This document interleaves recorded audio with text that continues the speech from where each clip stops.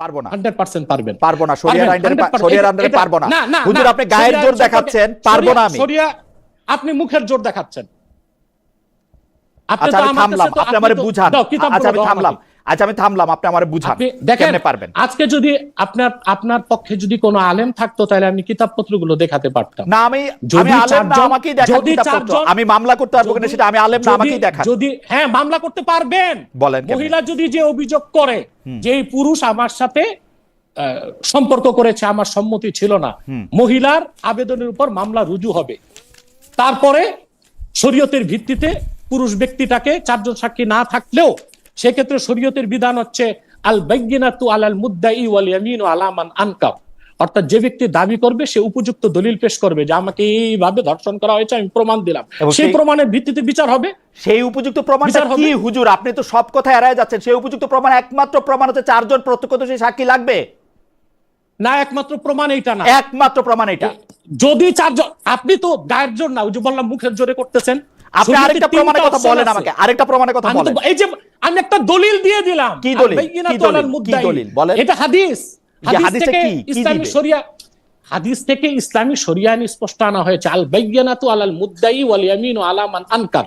ধর্ষক যে অস্বীকার করলো, সে তো অস্বীকার করলো, যে ধর্ষিতা সে উপযুক্ত প্রমাণ পেশ করবে যে আমি ধর্ষণের শিকার হয়েছি। সেটা কি? পরবর্তীতে শরিয়া আদালতের দায়িত্ব। উপযুক্ত প্রমাণটা কি?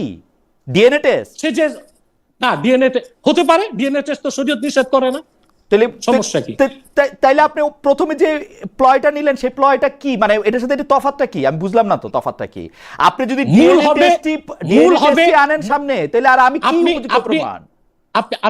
আপনি প্রচলিত আইনও শুধু ডিএনএ টেস্টের উপরে বিচার কার্য হয় না। সেখানে মেডিকেল টেস্ট করা হয়, স্যাম্পল নেওয়া হয় চুল থেকে, স্যাম্পল নেওয়া হয় ঘাম থেকে, স্যাম্পল নেওয়া হয় বিছানা থেকে, অবশ্যই। তারপরে সব প্রমাণ, তারপরে অবশ্যই যে ব্যক্তি ধর্ষণ করেছে তার স্বীকৃতি নেওয়া হয়। সে এক মুহূর্তে স্বীকার করে যে সে ধর্ষণ করেছে। অতএব শরিয়া আইন সম্পর্কে আপনার পুরাপুরি ধারণাটা নাই বলেই আপনি বুঝতে চাচ্ছেন না। হদ প্রয়োগের জন্য প্রত্যক্ষদর্শী 4 জন সাক্ষ্য লাগবে। দেখেন হুজুর, এগুলি কিন্তু খুবই বাজে ধরনের কথা। সরি, আমি ভেরি সরি। আপনি প্রথমেই বলতেছেন শরিয়া আইন সম্পর্কে আপনার কোনো ধারণা নাই বলে আপনি বলতেছেন। আরে ভাই, আমি তো শরিয়া থেকেই আপনাকে জিজ্ঞেস করতেছি যে আপনি শরিয়া দিয়ে আমারে বলেন যে এটার মধ্যে আর কি প্রমাণ দেখাবে। তো আপনি আমার জ্ঞান আছে না দিয়েছে, এটা দিয়ে আপনি কি করবেন? আপনার জ্ঞান দিয়ে আমারে বুঝান। আমি আমার জ্ঞান দিয়ে বুঝাচ্ছি, আপনি যে বুঝতে চাচ্ছেন তাহলে বলেন যে আমি বুঝতে পারতেছি না, জ্ঞান নাই সেটা বলতেছেন কেন? আমি তো শরিয়া থেকে আপনাকে প্রশ্ন করতেছি রে ভাই। না, আপনি তো যদি রাগ না করেন, আপনাকে আপনি আমাকে আমি রাগ করতে চাইতেছি না তো। আপনি আমাকে তো বলতেছেন, আপনি আমাকে বলতেছেন তো যে আমি কিছু জানি না, এজন্য আমারে বুঝাইতে পারতেছেন না। ভাই, আমার আপনি বুঝানোর জন্যই তো আপনি আমাকে বলবেন। আপনি বুঝার চেষ্টাও করতেছেন। আচ্ছা ঠিক আছে, বলেন। শরীয়তে মূল ভিত্তি হচ্ছে 4 জন প্রত্যক্ষদর্শী সাক্ষ্য যদি দেখে সুস্পষ্টভাবে ফিজিক্যাল রিলেশন হয়েছে, তখন হদ কায়েম হবে। হদ হচ্ছে চূড়ান্তটা, মৃত্যুদণ্ড কিংবা 100 কষাঘাত। আর যদি 4 জন উপযুক্ত সাক্ষ্য না থাকে, অন্যান্য সাক্ষ্য প্রমাণের ভিত্তিতে প্রমাণিত হয়, তখন তাজির হবে। অর্থাৎ শরীয়তের কাজী কোরআন সুন্নাহর আলোকে উপযুক্ত পানিশমেন্ট দিবেন। সেটা হদ বলে গণ্য হবে না, সেটা তাজির বলে গণ্য হবে। কিন্তু কোন অবস্থায় জানাকার বা ধর্ষণকারী বিচারের আওতায় বাইরে থাকার কোনো সুযোগ নেই। কিন্তু প্রচলিত আইনে যারা বিশ্বাসী তারা ডিএনএ টেস্টটাকে যে মূল ভিত্তি ধরে, এটা ত্রুটিপূর্ণ, অবৈজ্ঞানিক। এটা দিয়ে পারিবারিক সম্পর্ক প্রমাণিত হয়, এটা দিয়ে ধর্ষককে ধর্ষণ করেছে সেটা প্রমাণিত হতে পারে। শরীয়তে অনেকগুলো বিষয় রয়েছে, যেমন 4 জন সাক্ষী প্রমাণের ভিত্তিতে থাকবে। যে ধর্ষক স্বীকার করলো, তখন যিনি ধর্ষিতা তিনি তার পক্ষ থেকে প্রমাণগুলো উপস্থাপন করবেন, কখন আসছে, কখন ঢুকছে, কিভাবে, সেই প্রমাণের ভিত্তিতে বিচার হবে। কিন্তু এখানে একটা জিনিস যেটা বুঝাতে চাচ্ছি, একটা হচ্ছে হাদ আর একটা হচ্ছে তাজির। হদ প্রয়োগের জন্য অবশ্যই 4 জন প্রত্যক্ষদর্শী সাক্ষী লাগবে, কিন্তু 4 জন সাক্ষী যদি নাও থাকে সেখানে তাজির হবে, বিচারের আওতার মুক্ত থাকার কোনো সুযোগ নাই। আর আপনি বলছেন আমি একটু স্টেপ বাই স্টেপ বুঝতে চেষ্টা করি, লেট মি ফিনিশ। আরেকটা কথা যে আপনি বললেন যে 4 জন সাক্ষীর সামনে কেউ করবে নাকি, এটি তো শরিয়া আইনের সৌন্দর্য এবং ঐতিহ্য, যে আইন যত কঠোর প্রয়োগ তত কঠোর। না হুজুর, এখানে তো আইনের মূল হুজুর আমি একটু স্টেপ বাই স্টেপ আইনের মূল চেষ্টা করি। উদ্দেশ্য আমি স্টেপ বাই স্টেপ হচ্ছে আইনের মূল উদ্দেশ্য হচ্ছে চেক এন্ড ব্যালেন্স। জি, শরিয়া আইনের উদ্দেশ্য এই না মানুষকে নিধন করা, হত্যা করা, কষ্ট দেওয়া, হার্ট পেইন দেওয়া। শরিয়া আইনের মূল উদ্দেশ্য হচ্ছে পরিবার, সমাজ ও রাষ্ট্রে শৃঙ্খলা রক্ষা করা। হুজুর আমি একটু বুঝতে চেষ্টা করি হুজুর, আপনার কথা শুনলে তো সারাদিনই শুনতে হবে, আমি একটু আমার কথা বুঝতে চেষ্টা করি। প্রথম কথা হচ্ছে, আপনার কাছে কি এটা প্র্যাকটিক্যাল মনে হয় পৃথিবীর কোথাও কোনো জেনা বা ধর্ষণ 4 জন প্রত্যক্ষদর্শীর উপস্থিতিতে সম্ভব? আমি তো বললাম আপনাকে শুধু 4 জন প্রত্যক্ষদর্শী। না, এইটা সম্ভব কিনা, এইটা সম্ভব কিনা? হ্যাঁ, হতে পারে। হতে পারে 4 জনের সামনে রেখে ধর্ষণ হচ্ছে, একটা বাচ্চাকে ধর্ষণ 4 জনকে সামনে রেখে করবে না, 4 জনকে সামনে রেখে চাক্ষু সাক্ষী লাগবে তো। 4 জন দেখলো চাক্ষু সাক্ষী লাগবে তো চাক্ষু সাক্ষী আরে জানালা খোলা ছিল, 4 জন তাকায় দেখলো, জানালা তাকায় 4 জনকে দেখাটা কি সম্ভব আপনার কাছে মনে হয়? হতে পারে। মানে কোন সোসাইটিতে এটা তো একটা অপশন, কেন আমি এই কথা বলতেছি, এবার আপনি সেকেন্ড ইয়াতে আনেন। সোসাইটিতে হতে পারে, আমি বলি আপনাকে, ইউরোপ আমেরিকায় তো ফ্রি সেক্স চলতেছে সব জায়গায়, সব রকম হচ্ছে। বাংলাদেশে বলতেছি না, আপনি আমাকে বলেন যে একটা শরিয়ার যেখানে প্রয়োগ করা হইতেছে সেখানে 4 জন দাঁড়া দেখতেছে একটা বাচ্চাকে ধর্ষণ করা হচ্ছে, এটা সম্ভব? আপনাকে আমি বারবার উত্তর দিচ্ছি, কিন্তু আপনি ঘুরে ফিরে এক জায়গায় আসতেছেন। জি, শুধু 4 জন সাক্ষীর ভিত্তিতে হবে তা না, যদি ধর্ষিতা নিজেও অভিযোগ করে যে আমি ধর্ষণের শিকার, তখন বিচার চালু হবে। ধর্ষিতাকে মাইরে ফেলছে, হ্যাঁ, তখন ধর্ষিতাকে মেরে ফেলার পর তখন তাজাসসুস হবে, অর্থাৎ যাকে সন্দেহ হচ্ছে, যাকে অভিযুক্ত করা হচ্ছে, তাকে শরিয়া আদালতে উপস্থিত করা হবে। জনাব এনায়েতুল্লাহ আব্বাসী, আপনি আমাদের অনুষ্ঠানে যুক্ত হয়েছেন, সেজন্য আপনাকে আমরা শুভেচ্ছা, কৃতজ্ঞতা এবং ধন্যবাদ জানাই। আপনাকেও ধন্যবাদ, এবং দর্শক মণ্ডলী যারা অবলোকন করছেন আজকের প্রোগ্রাম, সকলকে ধন্যবাদ। আমি প্রথমে আপনি যেহেতু একজন স্কলার, আপনার অনেক ছাত্র রয়েছে, শিক্ষকদের মধ্যেও অনেকে আপনার ছাত্র, সেজন্য আমি কিছু বিষয় নিয়ে আপনার সঙ্গে একটু কথা বলতে চাই, যেটা আসলে কিছুটা একাডেমিক ডিসকাশনের মতোই হবে। ডক্টর আব্বাসী, আমি প্রথমে আপনার কাছে যেই জিনিসটা জানতে চাই যে আপনি রাষ্ট্রে শরিয়া, যেটিকে আমরা শরিয়া আইন বলছি, সেটি চান কিনা? যদি চান তাহলে আপনি আসলে কোন ধরনের শরিয়া আইন চান? হানাফি, সালাফি, জাফরি, দেওবন্দি, ওয়াহাবি, না তালেবানি, নানা ধরনের কথা আমরা শুনে থাকি। আপনার কাছ থেকে আমরা একটু শুনতে চাই যে কোন ধরনের আইন, যদি আপনি শরিয়া চান তাহলে কোন ধরনের আইন আপনি চান? কারণ আমরা নিজেরাই দেখছি যে আলেমরাই শত শত দলে উপদলে বিভক্ত, তাহলে রাষ্ট্র কার ফতোয়াকে আল্লাহর আইন হিসাবে মানতে পারবে?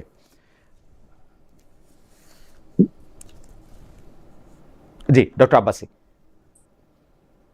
নাহমাদুহু ওয়া নুসাল্লি আলা রাসূলিল কারীম, আম্মা বাদ। ধন্যবাদ আপনাকে, ধন্যবাদ সকলকে।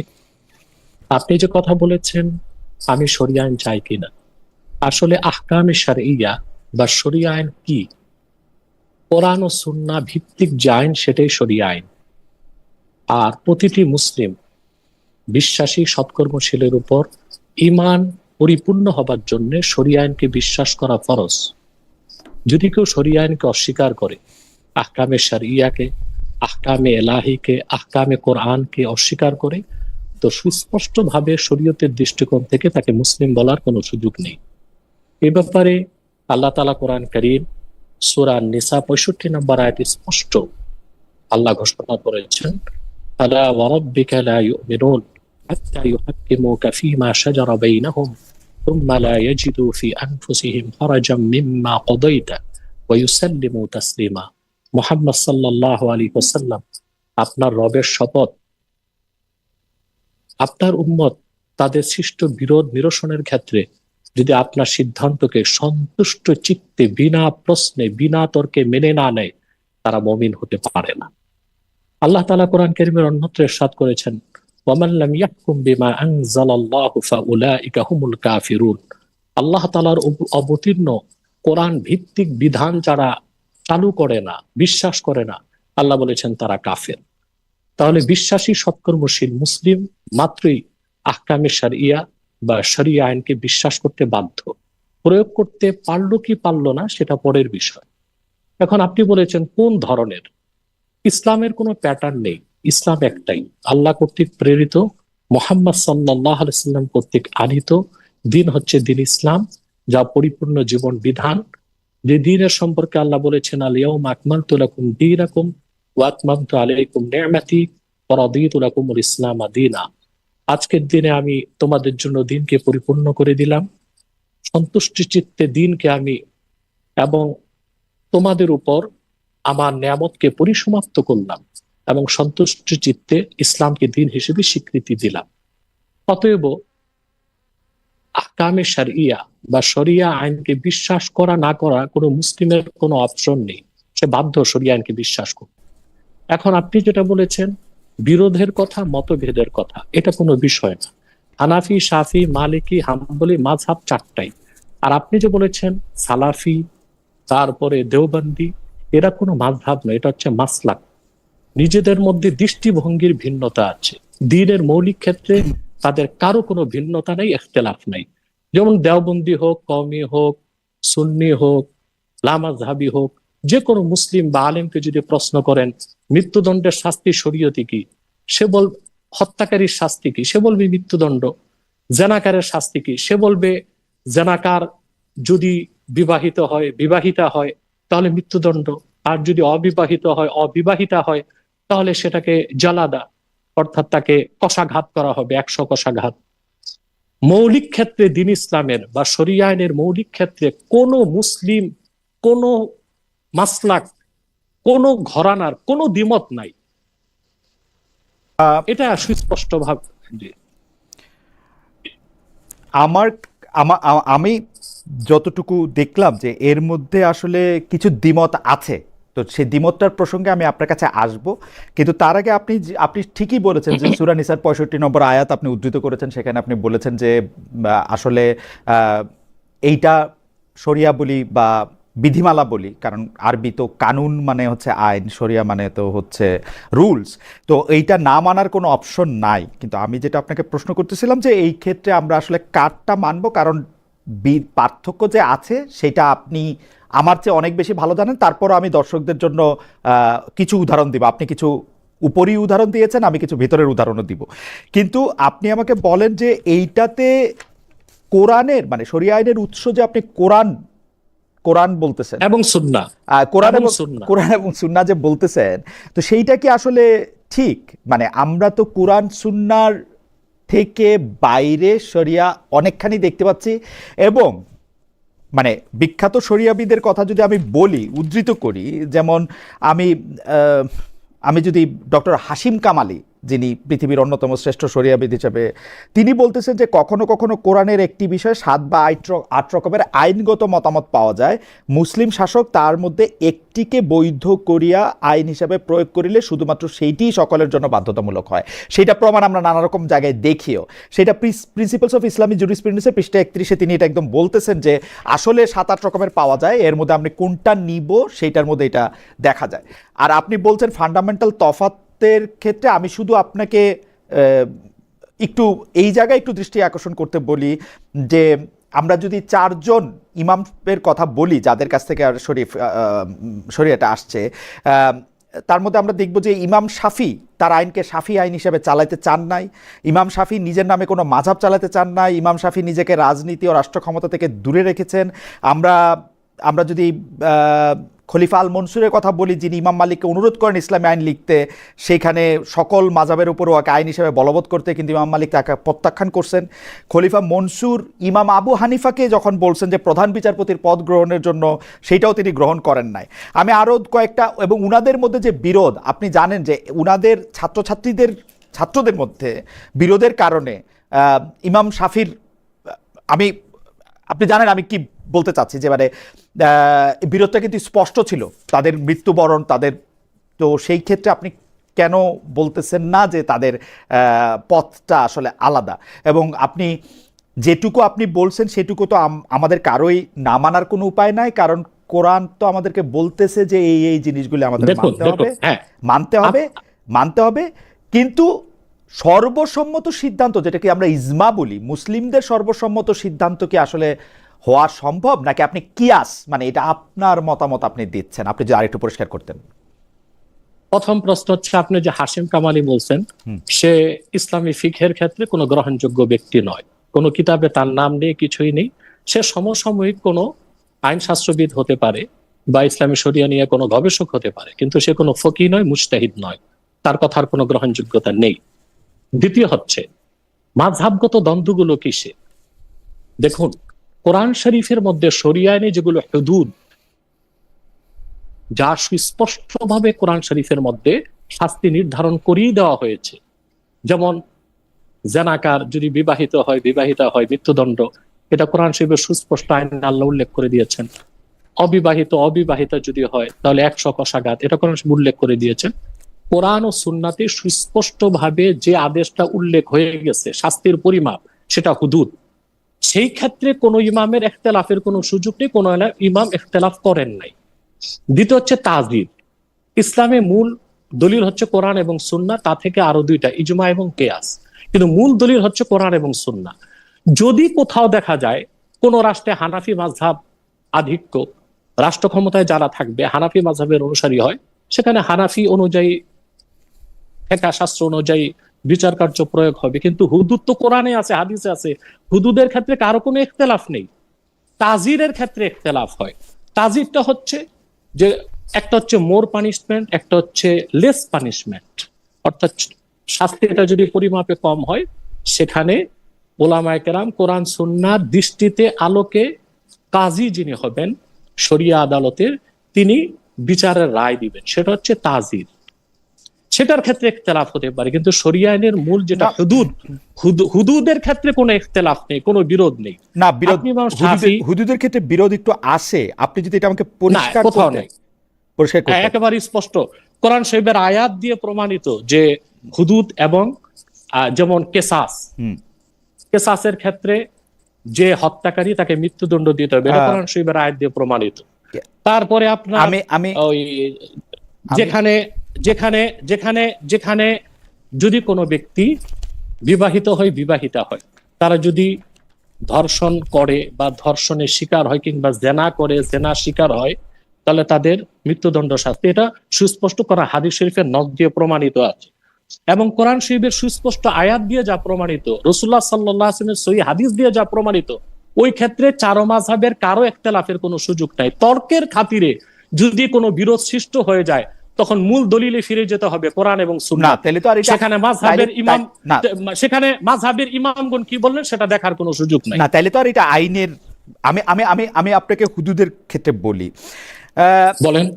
দৈহিক সম্পর্কের ক্ষেত্রে 4 জন বয়স্ক মুসলমানের চাক্ষুষ প্রমাণ না থাকলে, দৈহিক সম্পর্কের ক্ষেত্রে 4 জন বয়স্ক মুসলমানের চাক্ষুষ প্রমাণ না থাকলে, যদি না থাকে, তারপরে যদি ওই ভদ্রমহিলা সন্তান ধারণ করেন, মালিকি আইনে কুমারীকে চাবুক ও বিধবাকে পরকীয়ার অপরাধে প্রস্তরাঘাতে মৃত্যুদণ্ড হয়, কিন্তু হানাফি আইনে তারা বেকসুর খালাস পায়।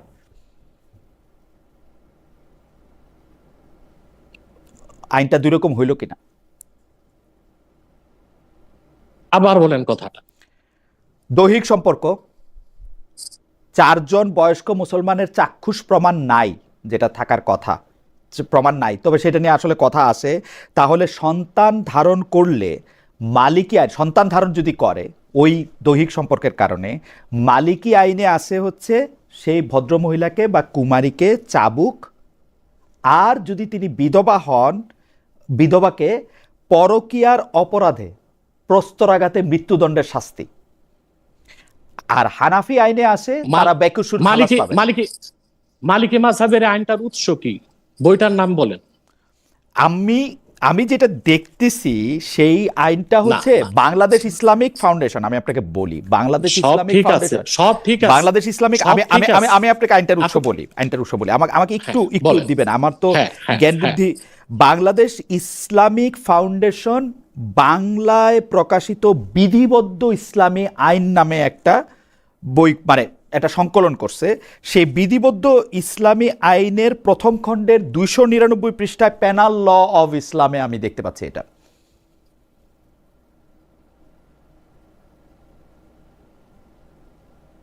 ডক্টর আব্বাসী জি জি, আমি দেখেন, আপনি যেটা আপনি মালিকি মাযহাবের যে মতের কথা বলেছেন, জি, এইরকম কোন প্রকাশনা থেকে কোনো বই উৎস বা মার্জা হতে পারে।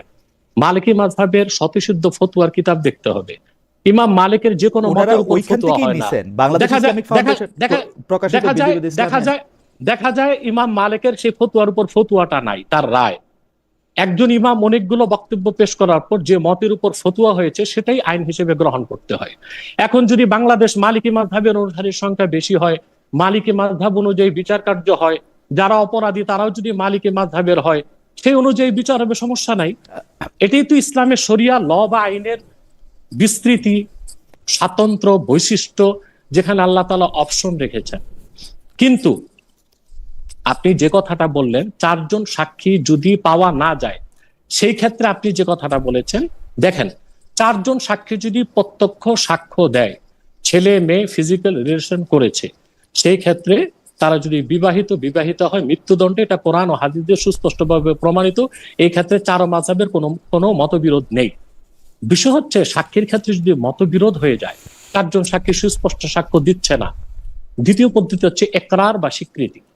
তখন মহিলা গর্ভবতী হলেই তাকে বিচার কার্য তার উপর প্রয়োগ করা হবে না, মৃত্যুদণ্ড কিংবা কষাঘাত কিংবা চাবুক, তার থেকে ইকরার নেওয়া হবে, অর্থাৎ স্বীকৃতি, সে নিজে স্বীকার করে কিনা। যদি সে নিজে স্বীকার করে তখন তার উপর অ্যাপ্লাই হবে শাস্তি। আর যদি সে ইকরার না করে, স্বীকার না করে, তখন তো সেটা হুকুমটা তাজিরে চলে যাবে। আর চূড়ান্ত কথা হচ্ছে মাযহাবগত বিরোধের ক্ষেত্রে মূল উসুল আছে। ইমাম আযম আবু হানিফা রাহমাতুল্লাহ নিজেও বলেছেন, ইযা সাহহাল হাদিসু ফাহুয়া মাযহাবি। যদি আমাদের কোনো মতের মধ্যে বিরোধ হয়, যখন হাদিস সহিহ বলে পরিগণিত হবে, যেই মতের পক্ষে হাদিস থাকবে সেটাই আইন হবে, সেটাই গ্রহণ করতে হবে, সেখানে মাযহাবগত বিরোধ দেখার কোনো বিষয় না। আর আমি বারবার বলেছি যে ইসলামী শরিয়া আইনের মূল উৎস হচ্ছে কোরআন এবং সুন্নাহ। কোরআন সুন্নাহটাই মূল থাকবে। পরবর্তীতে গবেষণা করতে যে কিংবা রায় দিতে যে ইমামদের মতভেদ থাকতেই পারে, সেক্ষেত্রে কোরআন ও হাদিসের মত যার রায়ের পক্ষে সেটাই গৃহীত হবে। অমুসলিমদের কাছে কোরআন বিক্রয় কি নিষিদ্ধ?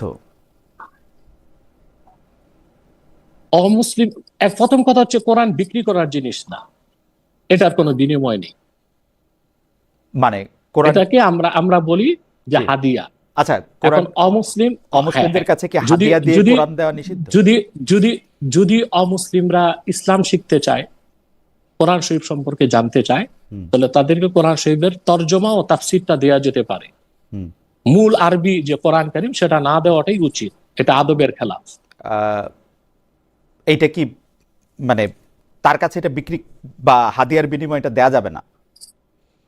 বললাম তো, তরজমা আর তাফসীরটা দেওয়া যাবে, কারণ যে মুসলিম সে তো আরবিটা বুঝবেই না, কিন্তু অতএব সে কোরআন শরীফের তরজমাটা পড়ুক, তাফসীরটা পড়ুক। কিন্তু ইসলামের প্রফেট যখন অমুসলিমদের দাওয়াত দিয়েছেন তখন কিভাবে দিয়েছেন? তখন কোরআন দেন নাই? কোরআন তো একসাথে নাজিল হয় নাই।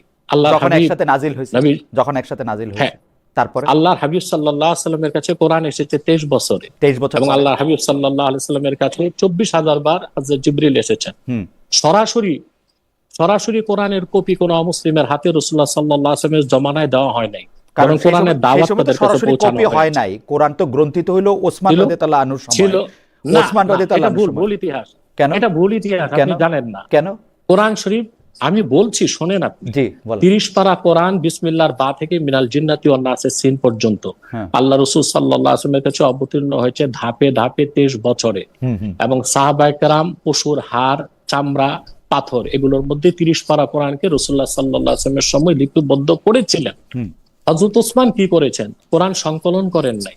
কোরআন শরীফ 7টা আঞ্চলিক ভাষার দৃষ্টিকোণ থেকে আল্লাহ নাজিল করেছেন। আরবিতে 7টা লুগাত ছিল আরবের, বৃহত্তর আরবে। তো হযরত ওসমান রাদিয়াল্লাহু তাআলা আনহু যখন মুসলিম বিশ্বের বিস্তৃতি ব্যাপক হয়ে গেল, পৃথিবীর বিভিন্ন মুসলিম রাষ্ট্রে কোরআন শরীফ তিলাওয়াত করতে যে দেখা যাচ্ছে ভিন্ন ভিন্ন কেরাতে পড়তে গেলে মানুষের পড়তে কষ্ট হবে বা কোরআন বুঝতে কষ্ট হবে, তখন তিনি রাসূলুল্লাহ সাল্লাল্লাহু আলাইহি ওয়াসাল্লামের স্ত্রী হযরত হাফসার কাছ থেকে, যেখানে পরিপূর্ণ কোরআন শরীফ রাখা ছিল রাসূলুল্লাহ সাল্লাল্লাহু আলাইহি ওয়াসাল্লামের সময় থেকে, সেটাকে এনেছেন।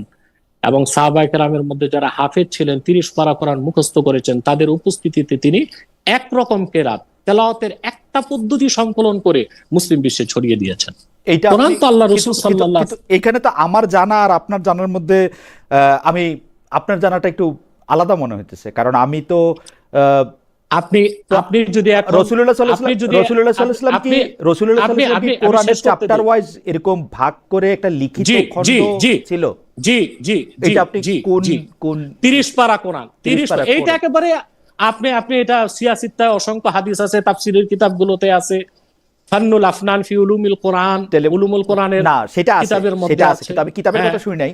আমি শুধু তাই না আরো শুনেন আপনি, বুখারী শরীফ কিতাবুল ওয়াহিতে আসছে প্রত্যেক রমজানে রাসূলুল্লাহ সাল্লাল্লাহু আলাইহি ওয়াসাল্লামকে জিবরিল পুরা কোরআন শোনাতেন, রাসূলুল্লাহ সাল্লাল্লাহু আলাইহি ওয়াসাল্লাম পুরা কোরআন জিবরিলের শোনাতেন। প্রতিটা সূরার কি নাম, কত আয়াত এবং রুকু সবকিছু রাসূলুল্লাহ সাল্লাল্লাহু আলাইহি ওয়াসাল্লাম নির্ধারণ করে দিয়েছেন আল্লাহর পক্ষ থেকে।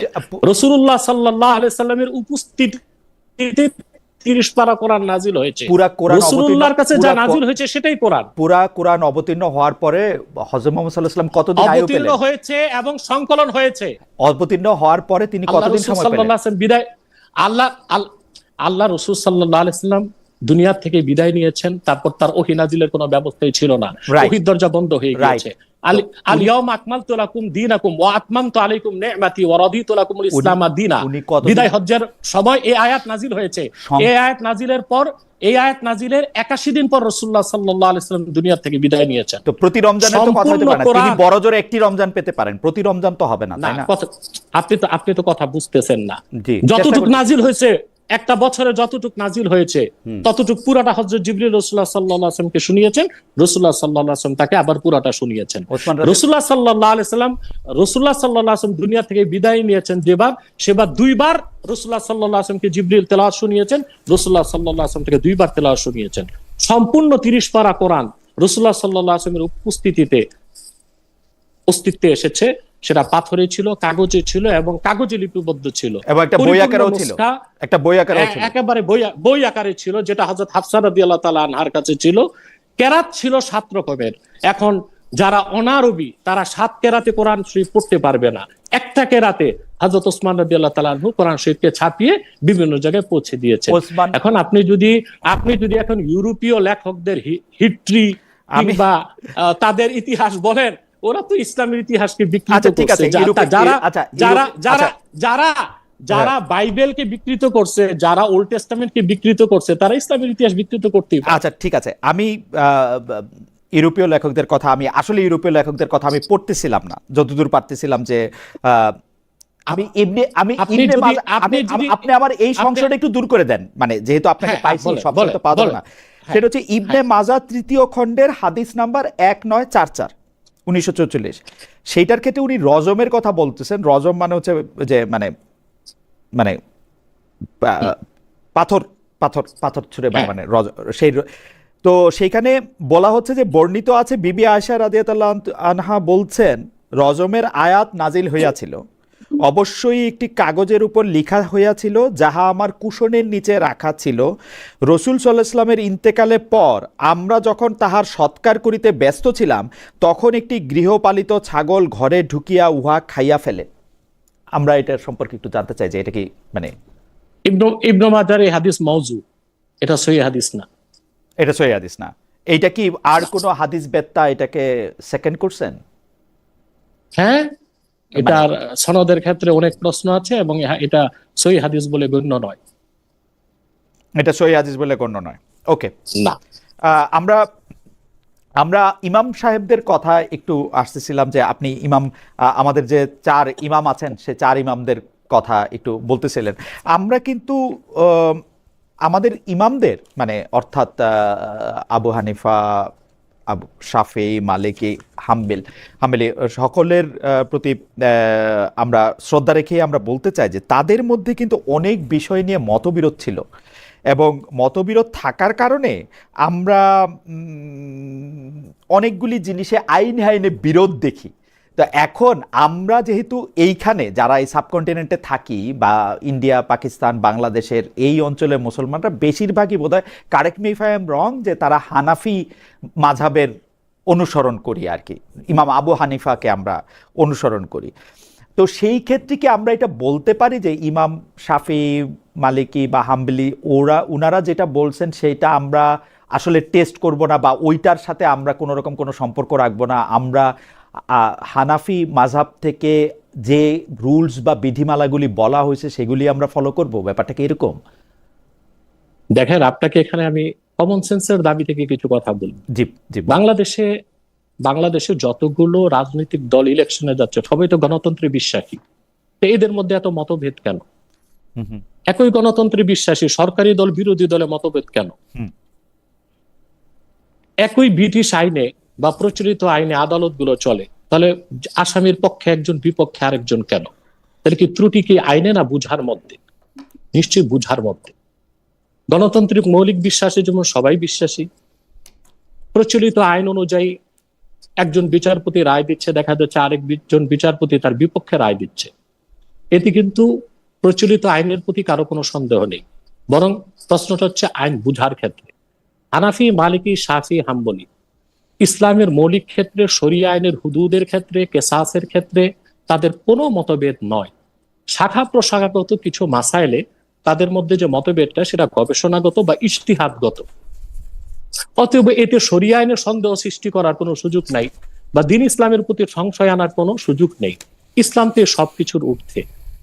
এখন আমাদের এই যে 4টা মাযহাব হলো, তাতে সমস্যা কি?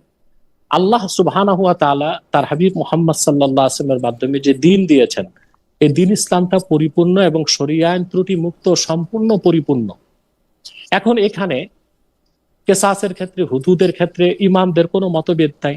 যদিও মতভেদ শাখা প্রশাখাগত দিকে থাকে, সেখানে সহজ সমাধান হচ্ছে ওয়াইন তানাযাতুম ফি শাইইন ফারুদ্দুহু ইলাল্লাহি ওয়া রাসূলিহি। অর্থাৎ তোমরা যদি নিজেদের মধ্যে কোনো মাসালা, কোনো বিষয়ে মতভেদে উপনীত হও, তখন বিষয়টিকে আল্লাহ তার রাসূলের দিকে সুপর্দ করে দাও। অর্থাৎ তখন মাযহাবগত বিরোধ দেখার সুযোগ নাই। যেই মাযহাবের পক্ষে কোরআন হাদিসের মত, শক্তিশালী মত পাওয়া যাবে, সেই মাযহাবের মতকে গ্রহণ করা হবে। আর দ্বিতীয় হচ্ছে আমাদের দেশে হানাফি মাযহাবের লোকজন বেশি। এখন মাযহাবগত দিকটা কোথায় বেশি লক্ষণীয়, তার তো কিছু ক্ষেত্র আছে। যেমন নামাজ পড়ার ক্ষেত্রে প্রত্যেক 4 মাযহাবের সবাই একমত যোহর নামাজ 4 রাকাত। মতভেদটা কোথায়? তাকবীর তাহরিমা বাঁধতে হবে, 4 মাযহাব বলতেছে ফরজ। রুকু সেজদা 4 মাযহাব বলতেছে ফরজ। হাত বাঁধবো কোথায়? নাভির নিচে না নাভির উপর? এটা ফরজও না, ওয়াজিবও না, সুন্নতের অন্তর্ভুক্ত। অতএব মৌলিক বিষয়ে কোনো মতবিরোধ নাই, শাখা প্রশাখাগত বিষয়ে মতভেদ আছে। আর এটা হচ্ছে ইসলামের শরিয়া আইনের একটা সৌন্দর্য বা ইসলামের বিধানের একটা সৌন্দর্য। হুজুর, আপনি বলতেছেন যে মতবিরোধ নাই, কিন্তু আমি কিন্তু পাতায় পাতায় মতবিরোধ দেখতে পাচ্ছি, প্রথম কথা। দ্বিতীয় কথা হচ্ছে একটা মৌলিক ক্ষেত্রে দেখান আপনি যে এমন একজন ইমাম বলছে যে নামাজ 4 ওয়াক্ত। আমি নামাজের 4 ওয়াক্ত, নামাজ 4 ওয়াক্তকে আপনি মৌলিক বলতেছেন, নামাজ 4 ওয়াক্তকে আপনি মৌলিক বলতেছেন। আমি এইটাকেও মৌলিক বলবো, আমি এইটাকেও মৌলিক বলবো যে শরিয়া রাষ্ট্রের মানে শরিয়া রাষ্ট্রের যারা সমর্থক, তারা মদিনার পথে জনতার সামনে ইমাম মালিককে চাবুক মেরে মেরে তার শরীর থেকে মুচড়ে মুচড়ে হাত ভেঙে ফেলছে মতবিরোধের কারণে। কেন শরিয়া জেলখানায় বন্দী করেছে ইমাম শাফি আর ইমাম হাম্বলকে। আপনি যদি ইমাম আবু হানিফার কথায় আসেন, তাহলে আমরা দেখব যে ইমাম তাইমিয়ার মতো জেলখানায় বন্দী করে জেলখানার ভিতর দিয়ে তাকেও খুন করা হয়েছে।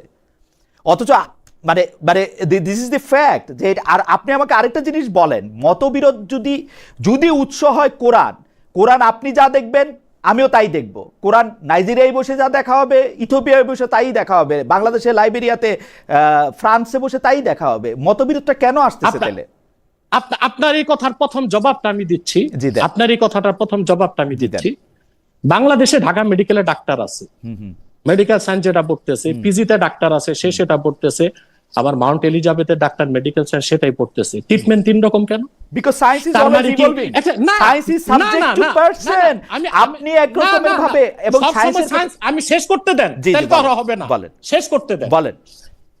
একই আপনাকে আরেকটা উদাহরণ দিচ্ছি, আপনি কোনো ফাঁক দিয়ে বের হইতে পারবেন না ইনশাআল্লাহ। আমার বের হওয়ার দরকার নেই, আমাকে আটকে রাখেন। হ্যাঁ, না সুযোগও নাই আপনার।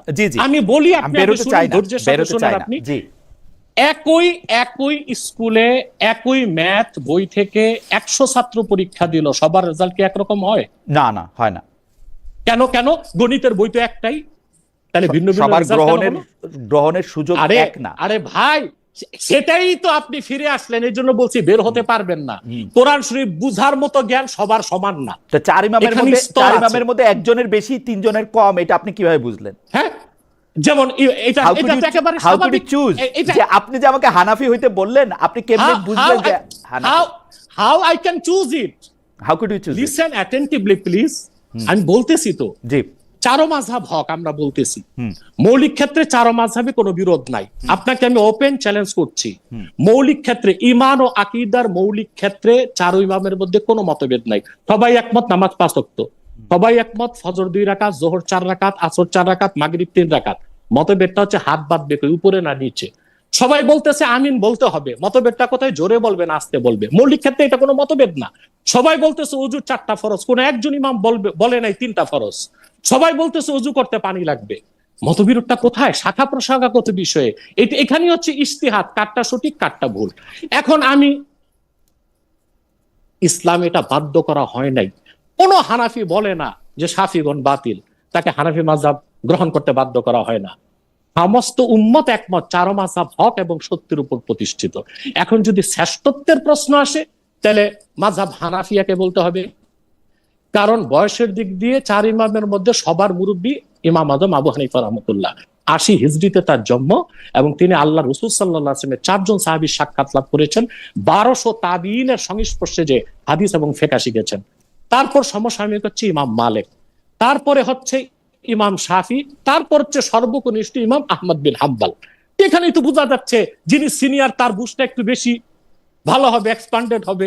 সিনিয়রিটি জুনিয়রিটিরও তো বিষয় আছে। তারপরও চূড়ান্ত মত, আমি শেষ করতে দেন।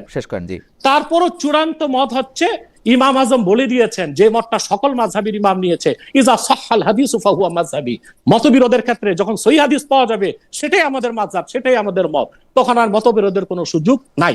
এবার আসেন আপনি ইমাম মালিক আর ইমাম শাফির কথা বলেছেন, আবু হানিফার কথা বলেছেন, শাস্তি দ্বীনের কোনো মৌলিক বিষয় বিরোধের কারণে হয় নাই, তারা ছিল রাজনৈতিক আক্রোশের শিকার। ইমাম আজম আবু হানিফা রাহমাতুল্লাহি আলাইহি, তিনি বাদশাহ, যিনি আব্বাসী খলিফা ছিলেন, তার কিছু কাজকর্মে অসন্তুষ্ট ছিলেন, সেজন্য তিনি কাজিউল কুজাত, চিফ জাস্টিসের পদ নেন নাই স্বেচ্ছায়। এর মানে এই না যে তিনি শরিয়া আইনের বিরুদ্ধে ছিলেন। আর বাদশার হুকুম মানেন নাই বলে ইমাম আজমকে কারাবরণ করতে হয়েছে।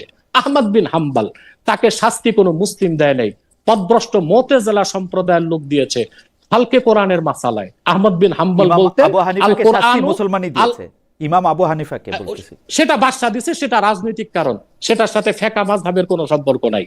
বাদশার হুকুম তিনি মানেন নাই, সেজন্য তাকে শাস্তি দেওয়া হয়েছে, সেটার সাথে শরিয়া আইন, দ্বীন ইসলাম, মাযহাবের কোনো সম্পর্ক নাই। ইমাম শেষ করতে দেন। ইমাম আহমদ বিন হাম্বল বলেছেন আল কোরআনু কালামুল্লাহি গায়রু মাখলুক, কোরআন আল্লাহর কালাম, এটা স্রষ্টার নূর বা কালাম, এটা সৃষ্ট নয়। সেজন্য আহমদ বিন হাম্বল রাহমাতুল্লাহর বিরুদ্ধে মুতাজিলাগণ বাদশাকে ভুল বুঝিয়ে তাকে চাবুকের আঘাত করিয়েছে। আসেন ইবনু তাইমিয়ার কথা। ইবনু তাইমিয়ার সাথে, ইবনু তাইমিয়া বড় পণ্ডিত বা মনীষী ছিল, কিন্তু আহলুস সুন্নাহ ওয়াল জামাতের নিকট তিনি কোনো গ্রহণযোগ্য ব্যক্তি নন, কারণ তার আকীদায় কিছু ত্রুটি ছিল। তার সাথে দ্বন্দ্বটা মাযহাবগত না, শরীয়তগত না, সেটা ছিল আকীদাগত। যেমন ইবনু তাইমিয়ার আকীদা ছিল আল্লাহ তাআলার আকার আছে। চারো মাযহাব এবং সমস্ত উম্মায়ে মুসলিমার বিশ্বাস হচ্ছে ইন্নাল্লাহা মুনাজ্জাহুম মিনাল জিসমে, আল্লাহ তাআলা দেহ থেকে পবিত্র, তিনি নিরাকার। আর এই কারণেই ইমাম ইবনু তাইমিয়াকে দামেস্কের জামি মসজিদে মারা হয়েছিল। তিনি চলে গেছিলেন মিশরে, তওবা করেছিলেন, আবার তিনি তার মত প্রচার করেছেন, তখন তাকে মৃত্যুদণ্ড দেওয়া হয়েছে বলে কিছু অভিমত পাওয়া যায়।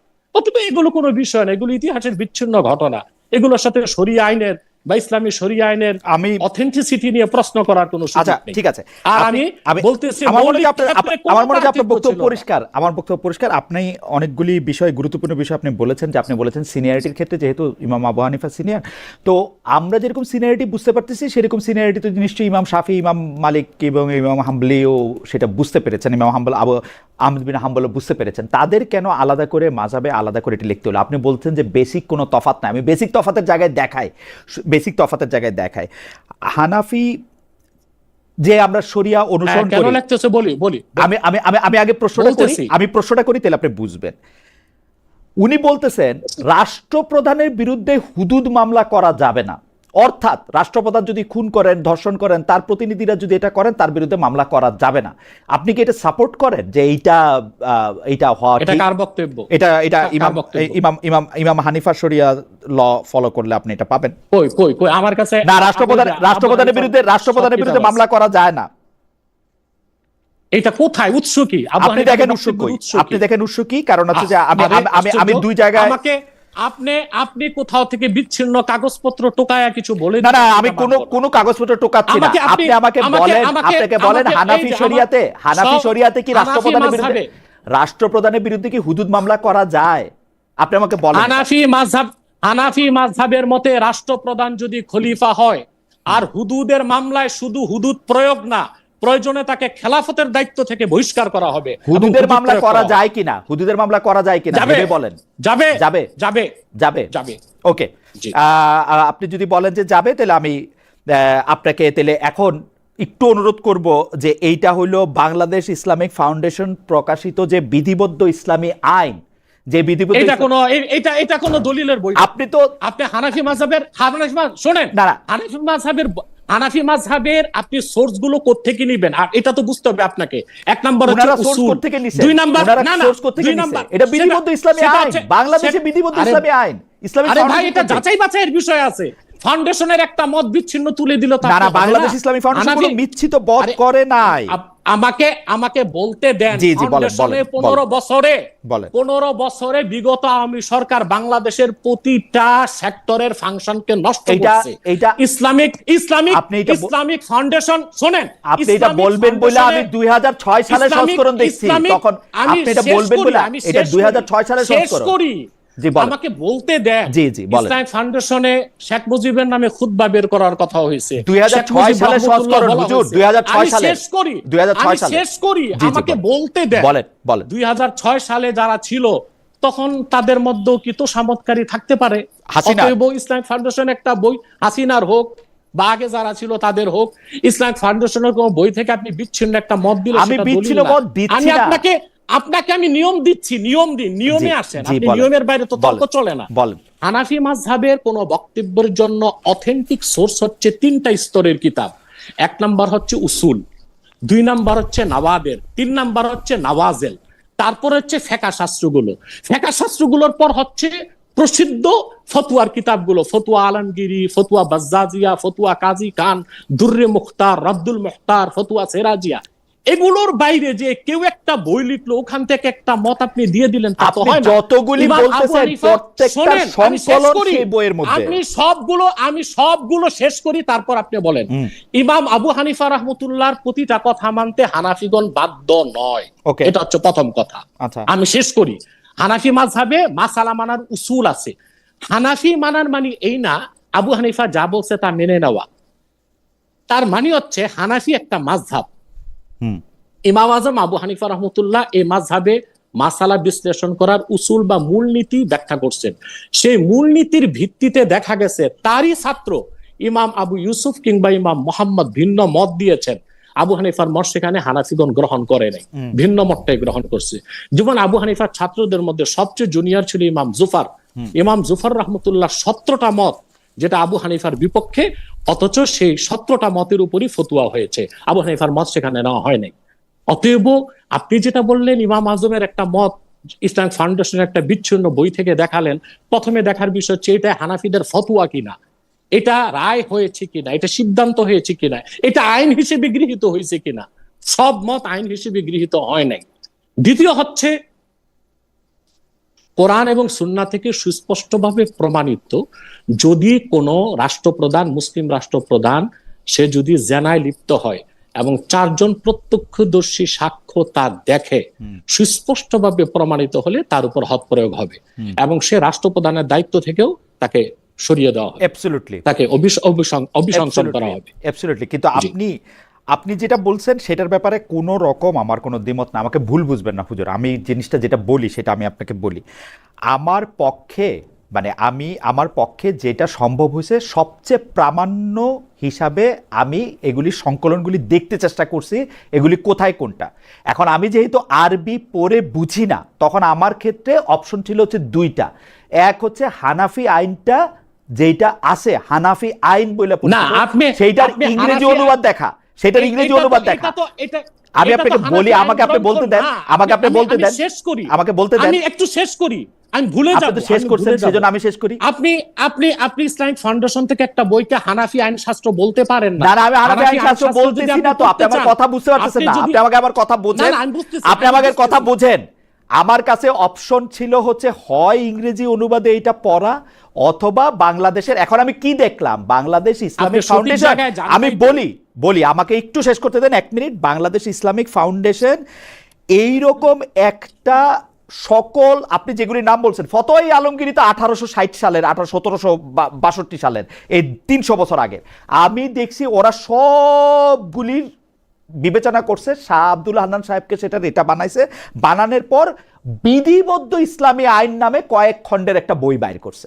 1 2, তারপরও আমার সন্দেহ হয়েছে এটা কি হইতে পারে, সেই জন্য আমি হানাফি আইনও দেখছি, এইটার পৃষ্ঠা 188-তে আছে, হানাফি আইন পৃষ্ঠা 188-তে আছে, রাষ্ট্রপ্রধানের বিরুদ্ধে হুদুদ মামলা করা যাবে না। আপনি এটা চেক করে দেখতে পারেন, আপনি এটা চেক করে দেখতে পারেন। চেক করতে হবে না, কিন্তু ব্যাখ্যাটা তো বুঝেন নাই আপনি। আমি ব্যাখ্যাটা আবার বুঝান। জি বল। ইসলামী, আমি বুঝাই দিচ্ছি। ইসলামী রাষ্ট্রে যিনি রাষ্ট্রপ্রধান তিনি হচ্ছেন চিফ এক্সিকিউটিভ। অতএব রাষ্ট্রপ্রধান রেখে তার উপর হদ প্রয়োগ করা যাবে না, এটা তো ঠিক আছে। যদি সে শাস্তির উপযুক্ত হয়, আগে রাষ্ট্রপ্রধান থেকে, খেলাফতের মানসাব থেকে তাকে সরাতে হবে, তারপর শাস্তি প্রয়োগ করতে হবে। কে এটা বিচার করবে? এটা হচ্ছে কে এটা বিচার করবে যে এটা বাইরে যাবে? আদালত বিচার করবে, আদালত বিচার করবে, শরিয়া আদালত বিচার করবে। আগে তাকে অভিযুক্ত করার পর তাকে সরাতে হবে দায়িত্ব থেকে, তারপর তার উপর হদ প্রয়োগ হবে।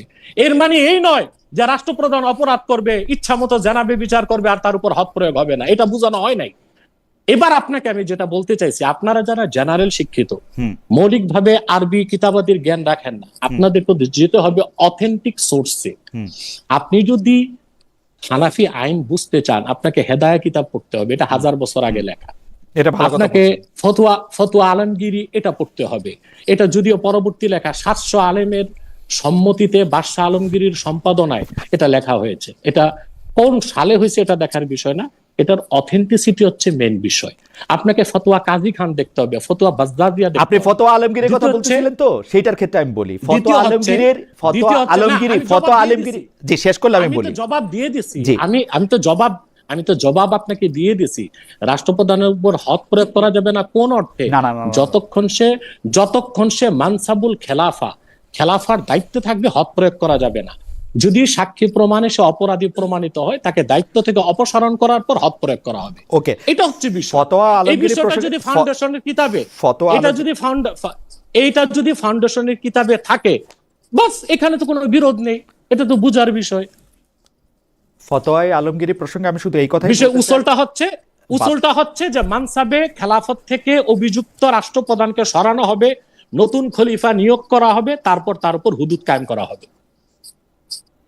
আর আপনাকে যে বিষয়টা ফাউন্ডেশনের ব্যাপারে বলতেছি, যে সেখানে এটা বাতিলই করে দিলেন, কারণ এটার আরো একটা জিনিস আছে। আপনি তো রাষ্ট্রপ্রধানকে ক্ষমতা থেকে সরাইতে বলতেছেন, কিন্তু হানাফি আইনটা আমি যতটুকু বুঝছি আমি বলি, হানাফি আইনটা হচ্ছে এরকম, শুধু রাষ্ট্রপ্রধান না, রাষ্ট্রপ্রধান বা তার প্রতিনিধি কাউকে যদি বাধ্য করে কোনো নারীকে ধর্ষণ করতে, তবে ধর্ষণকারী শাস্তি পাবে না। এইটা শুধু আজকে আমি নতুন বলতেছি, ব্যাপারটা এরকম না। পৃথিবীতে যেই সব দেশে এই আড়াল নেওয়া হয়েছে যে আমি এটা করলে আমার পাপ হবে না, আল্লাহ আমাকে কোনো ক্ষমা দেবে না, এই ব্যবহার করা হয়েছে, এটা আমি আজকে নতুন বলতেছি, ব্যাপারটা এটা না। বলেন ইতিহাস বলেন, দলিল দেন, প্রমাণ দেন। আরে দলিল তো এটা তো আমি আপনাকে বলি, যখন সংশয়বাদী যারা, ওই সংশয়বাদী না ইউরোপ আমেরিকার বিস্তৃত ঐতিহাসিকদের মত, আপনি বলেন না আপনি ইসলামী সালতানাত ইসলামী খেলাফতে কোন সালতানাতের খেলাফত নাই, এক্সিস্ট করে না। সালতানাতের খেলাফত আমি কই পাবো? সেটাই জানেন না আপনি, সেটাই জানেন না। আছে কিনা নাই সেটা পরের বিষয়। এখন কি সালতানাত আছে কিনা নাই সেটা পরের বিষয়, তো আমি ইসলামী সালতানাত খেলাফত থেকে কোথায় উদাহরণ দিব? কোথায় উদাহরণ দিব? প্রয়োগ আছে কিনা তা আপনি কাটটা উদাহরণ দিবেন? আমি উদাহরণ দিব হচ্ছে বিভিন্ন জায়গায় যখন সরকারি কোনো বাহিনী গিয়ে কোনো কওমের উপর অত্যাচার করছে, কইরা তারপরে তারা বলছে যে আমি রাষ্ট্রপ্রধানের পক্ষ থেকে আসছি, রাষ্ট্রীয় বাহিনী থেকে আসছি, সেই জন্য আমার কোনো পাপ হবে না? না, এটা কোন খলিফার লোক করে নাই। খলিফা কেন করবে? খলিফা কেন করবে? এখন তো খলিফা নাই। কে করছে? ইসলামিক রাষ্ট্র নাই এখন কে করছে? এটা বলেন। ইসলামিক রাষ্ট্র নাই, এটা বলেন। ইসলামিক রাষ্ট্র নাই। এটা করছে, এটা 71 সালে করছে পাক বাহিনী বাংলাদেশে। এক্স্যাক্টলি তারা করছে কিনা? তো তাদের সাথে ইসলামের সম্পর্ক নাই, তাদের সাথে ইসলামের সম্পর্ক তারা ইসলামের নামে এটা করছে, এটা সুযোগটা থাইকা যাইতেছে এই শরীয়তটা। আপনি বলবেন কোন ইসলামের নাম? আচ্ছা ঠিক আছে, ওকে।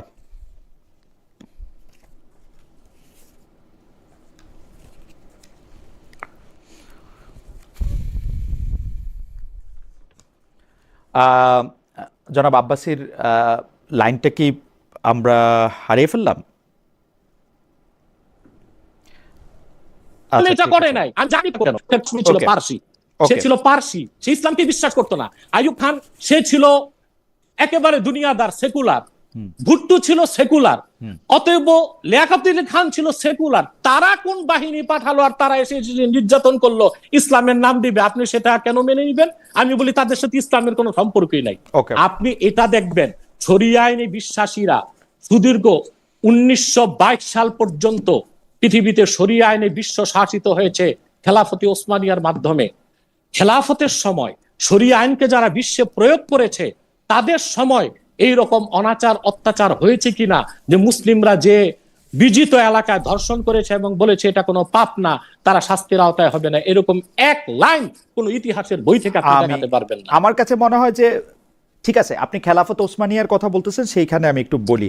শুধু ওসমানিয়া না, আমি বললাম খেলাফত, আপনি বলছেন 1922 সাল পর্যন্ত। 1922 সাল পর্যন্ত। দেখেন, আরেকটা কথা মনে রাখবেন, শরীয়তে কেউ ইসলামী আইন শাস্ত্রে কোরআন সুন্নাহর বিধানে কোন ব্যক্তি আইনের ঊর্ধ্বে নয়।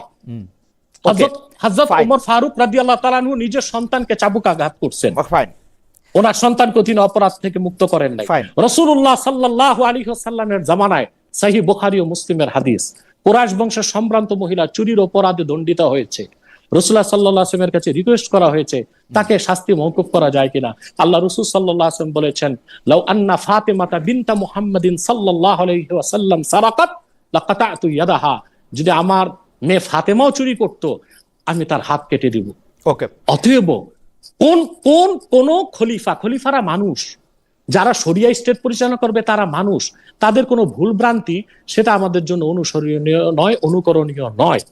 বিক্ষিপ্ত বা বিচ্ছিন্ন ইতিহাস তুলে এনে ইসলামী শরিয়াকে কিংবা ইসলামী আইনকে, হুজুর আমি একটা কথা বলি, আপনার এই শব্দগুলি ব্যবহার করা বোধহয় আমার ক্ষেত্রে একটু আনকাইন্ড হইতেছে। আপনি একটু করুণার অভাব বোধ করতেছেন আমার জন্য। কারণ হচ্ছে যে আমি বিক্ষিপ্তভাবে ব্যবহার করতেছি না, সেটা আপনি সবচেয়ে ভালো জানেন।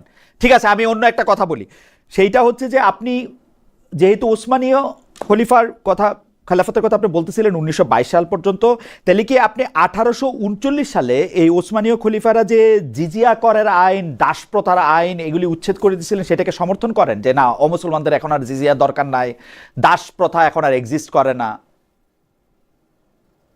ওসমানীয়রা যখন ইসলামী শরিয়া আইন থেকে ধীরে ধীরে সরে গেল, পশ্চিমাদের সংস্কৃতি, আদর্শ, আপনি তো এইমাত্র 1922 সাল পর্যন্তের কথা বললেন, আমি শেষ করি। আমি আগেই বলেছি, কোন ব্যক্তি, কোন শাসক গোষ্ঠী তা দিয়ে শরিয়া আইনকে মাপা যাবে না। তাদের ভুলটা ভুল বলেই আমাদের মানতে হবে, সেটা শরিয়া মানার ক্ষেত্রে মানদণ্ড নয়। আমি বলতেছি দাস প্রথা তারা যেটা বাতিল করেছে, কিংবা জিজিয়া কর মওকুফের কথা বলেছে, দাস প্রথা, জিজিয়া, এসব ক্ষেত্রে ইসলামের পক্ষ থেকে এখতিয়ার দেয়া আছে সংকোচন সম্প্রসারণের। তারা সিচুয়েশনের দিক দৃষ্টি করে দাস প্রথাটাকে নিষিদ্ধ করে নেই, হারাম বলতে পারবে না, নিরুৎসাহিত করেছে। নিষিদ্ধ করার অধিকার কারো নাই, নিরুৎসাহিত করা আরেক বিষয়। ইসলামেও তো দাস প্রথাকে নিষিদ্ধ করা হয় নাই, নিরুৎসাহিত করা হয়েছে। দ্বিতীয়, তাদের কোনো কাজ যদি শরিয়া আইনের খেলাফ হয়, সেটা অনুকরণীয় নয়, সেটা আমাদের দলিল নয়।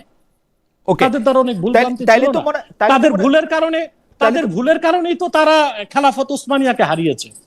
তাইলে তো মনে হয় হুজুর আমাদের একটা দাবি থাকতেই পারে যে আসলে বাংলাদেশের জন্য বা এই সময়ের জন্য শরিয়া আইন কোনগুলো, কারণ আমার কাছে মনে ছিল যে যেটাকে আমরা বিধিবদ্ধ ইসলামিক আইন বলতেছি সেইটাকে আমরা প্রামাণ্য হিসেবে খেয়াল করতে পারো, তাহলে তো আপনার একটা লেখা উচিত মনে হয়, বা আপনাদের মতো যারা আছেন একটা বোর্ড করে কমিশন করে সেটা লেখা উচিত মনে হয়। ইয়া আল্লাহ, আপনাকে আসলে আমি অনেক দয়া করি, মায়াও করি, কিন্তু আপনি আমার কথাটাই বুঝতে চাচ্ছেন না। ইসলামিক ফাউন্ডেশন কি লিখলো?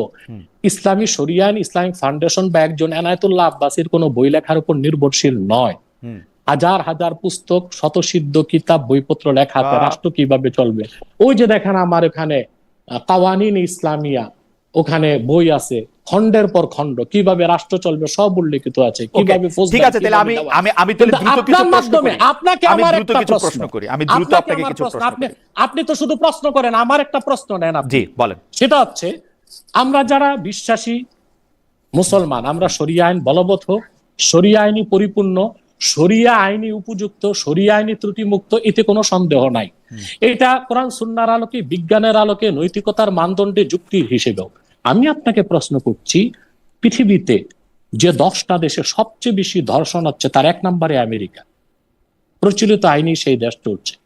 ব্রিটেনে প্রতি 58 মিনিটে একটা নারী ধর্ষিতা হচ্ছে। সুইডেনের মতো একটা উন্নত ডেভেলপ কান্ট্রি ইউরোপে, সেখানে ধর্ষণের শিকার হচ্ছে। 80 সাল পর্যন্ত ফ্রান্সে ধর্ষণ কোনো অপরাধী ছিল না।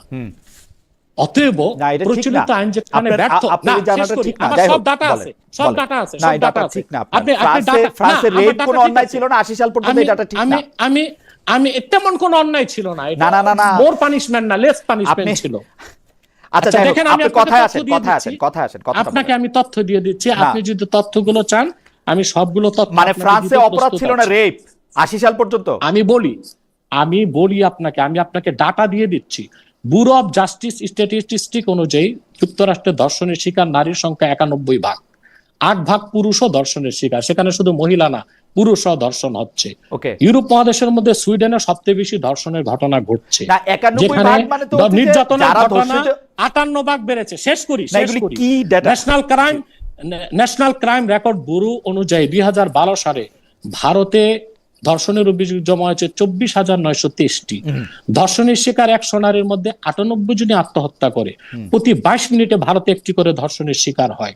ব্রিটেনে 4 লাখ নারী প্রতি বছর ধর্ষণের শিকার হয়, এবং জার্মানিতে প্রতি বছর 65,07,394টি ধর্ষণের অভিযোগ দায়ের করা হয়। 1980 সাল পর্যন্ত ধর্ষণের মতো ঘটনাকে ফ্রান্সে বড় কোনো অপরাধ বলে ভাবা হতো না। ফ্রান্সের সরকারি গবেষণায় দেখা গেছে প্রতি বছর এই দেশে ধর্ষণের শিকার হন 75,000 নারী। কানাডায় এখন পর্যন্ত ধর্ষণের বিরুদ্ধে লিখিত অভিযোগের সংখ্যা 25,16,958টি। আপনি যদি দেখতে চান, আমি যেই সোর্সগুলো বললাম, ব্যুরো অফ জাস্টিস স্ট্যাটিস্টিক্স, তারপরে আপনার এগুলো আপনি সব দেখবেন। এখন আপনি বক্তব্যটা বলেন। প্রশ্নটা কি? আমার প্রশ্ন হচ্ছে, প্রচলিত আইন যেখানে ধর্ষণের বিচারে ব্যর্থ, সেখানে শরিয়া আইনে অন্তত ধর্ষণের বিচারটা হোক। আপনাদের আপত্তি কোথায়? আপনারা যে প্রচলিত আইনে, আপনারা আরেকটা তো মজার বিষয়, আপনি আমাকে প্রশ্নটা করেন এবং দুইটা প্রশ্ন করার সুযোগ দেন। না, দুইটা প্রশ্ন করার সুযোগ দেন। আপনার কাগজ আমার হাতে এসে গেছে। আপনি ডয়েচে বেলেতে 2018 27 অক্টোবর আপনার চ্যানেল থেকে প্রচারিত। 2018 27 অক্টোবর আমি ডয়েচে বেলেতে ছিলাম না। ছিলেন না, কিন্তু এটা আগে ছিলেন আপনি। 2018 27 অক্টোবর ছিলাম না, মানে আমার কাগজ না, একটা বিশ্বমাপের চ্যানেল তো। জি, সেখানে আসছে বিশ্বের যে দেশগুলোতে, ব্রিটেনে ইন্টারন্যাশনাল বিজনেস টাইমসের সেখানে তথ্য তুলে ধরা হয়েছে যে দক্ষিণ আফ্রিকায় প্রতি 3 মিনিটে একটি শিশুকে ধর্ষণ করা হয়। Trade union solidarity helping hand এর করা জরিপ এটা বলেছে। ভারতে Asian centre for human rights, আমি বুঝছি, আপনি আবার প্রশ্নটা করেন, ডেটা দিয়ে তো সমস্যা হচ্ছে, প্রশ্নটা করেন। ঠিক আছে, এখন আমার প্রশ্ন হচ্ছে, আপনাদের এই প্রচলিত আইন তো খুবই ত্রুটিপূর্ণ এবং এখানে ইনজাস্টিস 100% হতে পারে। যেমন আপনারা শরিয়া আইনে হচ্ছে 4 জন প্রত্যক্ষদর্শী সাক্ষ্য দেখবে, তারপরে বিচার কার্যকর হবে, কিন্তু আপনাদের এখানে সাক্ষ্য প্রমাণ সব কিছুর বালাই নেই। মূল আপনারা হচ্ছে ডিএনএ টেস্ট করেন। এখন ডিএনএ টেস্টের মাধ্যমে কি আসলে ধর্ষকের উপযুক্ত বিচার হতে পারে, বা ধর্ষিতা কি জাস্টিস পেতে পারে? 4 জন পূর্ণবয়স্ক মানুষের সামনে ধর্ষণ হবে? ওটা পরের কথা, আগে আমার কথা বলেন। 4 জন পূর্ণবয়স্ক মানুষের সামনে ধর্ষণ হবে? আমার প্রশ্ন না নিয়ে আমি আপনারটা নিব কেন? মানে আপনার প্রশ্ন সেটা তো আপনাকে ব্যাখ্যা দিব, সেটা তো আপনাকে ব্যাখ্যা দিব। প্রশ্ন কি বলেন? প্রশ্ন করতে দেন। প্রশ্ন বলেন। আপনার ডিএনএ যেটা এটা হচ্ছে এটা তো আপনি জানেন ডিঅক্সি রাইবোনিউক্লিক অ্যাসিড, এখানে জিনের সিমিলারিটি দেখা হয়। বাবা মা সন্তানের জিনের সিমিলারিটির মাধ্যমে এতটুকু নির্ধারণ হয় যে পারিবারিক সম্পর্ক কি। এখন একজন পুরুষ একজন মহিলা সম্মতির ভিত্তিতে ফিজিক্যাল রিলেশন করলো, ডিএনএ টেস্টে তো তা পাওয়া গেল, কিন্তু প্রচলিত আইনে ছেলে মেয়ে রাজি থাকলে এটা কোনো ধর্ষণ নয়, অপরাধ নয়। কিন্তু ফিজিক্যাল রিলেশনের পরে যদি মেয়েটি বলে আমাকে জোর করে করা হয়েছে, আপনার ডিএনএ টেস্ট কি পারবে ডিডাক্ট করে দিতে যে আসলে জোর করে না সম্মতির ভিত্তিতে হয়েছে? আপনি কি প্রশ্নটা শেষ করছেন? আপনার ডিএনএ টেস্ট, আপনি কি প্রশ্নটা শেষ? আমি শেষ করি আমি। অথচ ডিএনএ টেস্টের ভিত্তিতে আপনি রায় কার্যকর করে দিচ্ছেন, এটা কি ইনজাস্টিস নয়? 2, ছেলেরাই মেয়েদেরকে ধর্ষণ করে না, মেয়েরাও ছেলেদেরকে ধর্ষণ করতে পারে। আমেরিকা ধর্ষণের ঘটনায় 8% ছেলেরা ধর্ষণের শিকার হচ্ছে। এখন ছেলে ধর্ষণ করলো কি মেয়ে ধর্ষণ করলো, এটা ডিএনএ টেস্টের মাধ্যমে ডিটেক্ট করার কোনো সুযোগ নেই। অতএব আপনাদের এই বিচার ব্যবস্থা সম্পূর্ণ ত্রুটিপূর্ণ ভিত্তির উপর দাঁড়িয়ে আছে। এবার আসেন 4 জন প্রত্যক্ষ। আমার প্রশ্নটা করতে দেন, আপনি আমাকে প্রশ্নটা করতে দেন। প্রথম কথা হচ্ছে যে আপনি বলছেন সম্মতিতে যদি হয়, পরে যদি মেয়েটা বলে বা ছেলেটা বলে যে আমাকে ধর্ষণ করছে, তাহলে এটা কি হবে? আমি আপনাকে দৃষ্টি আকর্ষণ করতে চাই যে বাচ্চাগুলি যেখানে আক্রান্ত হচ্ছে, ওর তো সম্মতি দেয়া না দেওয়ার কিছু নাই। কিন্তু আপনি যদি এখন আমার প্রশ্নটা শেষ করতে দেন, ওই আইনে বিচার করতে যান, আপনি 4 জন প্রত্যক্ষদর্শী পাবেন যে এই বাচ্চাটার প্রতি বলাৎকার করা হচ্ছে, ও দ্বারা দ্বারা দেখছে, এরকম 4 জন? আপনাদের এই এটা জবাব দিচ্ছি। এটা হচ্ছে যে ইসলামী আইনে শুধু এটাই নিয়ম নয় যে 4 জন সাক্ষী প্রত্যক্ষদর্শী সাক্ষ্য দিলে বিচার কার্যক্রম শুরু হবে। দ্বিতীয় হচ্ছে একরার হচ্ছে স্বীকৃতি, দর্শক নিজে স্বীকার করবে আমি ধর্ষণ করেছি। কেন করবে স্বীকার? এটা সেখানে আরে সেটা তো পরের কথা। যে কোনো বিচারে এটা কোনো আইন হইলো? আমি 4 জন লোক এখন পূর্ণবয়স্ক লোক কই শেষ করতে দেন, আপনি শেষ করতে দেন। 4 জন পূর্ণবয়স্ক প্রাপ্তবয়স্ক সাক্ষ্য যদি নাও পাওয়া যায়, সেখানে হচ্ছে অভিযোগ যদি মেয়ের পক্ষ থেকে দায়ের করা হয়, সেখানে আলামত জব্দ করা হবে এবং সেখানে যে ব্যক্তি ধর্ষণকে অস্বীকার করছে তাকে প্রশ্নের মধ্যে আনা হবে, তাকে জবাবদিহিতার মধ্যে আনা হবে। একসঙ্গে সে স্বীকার করবে।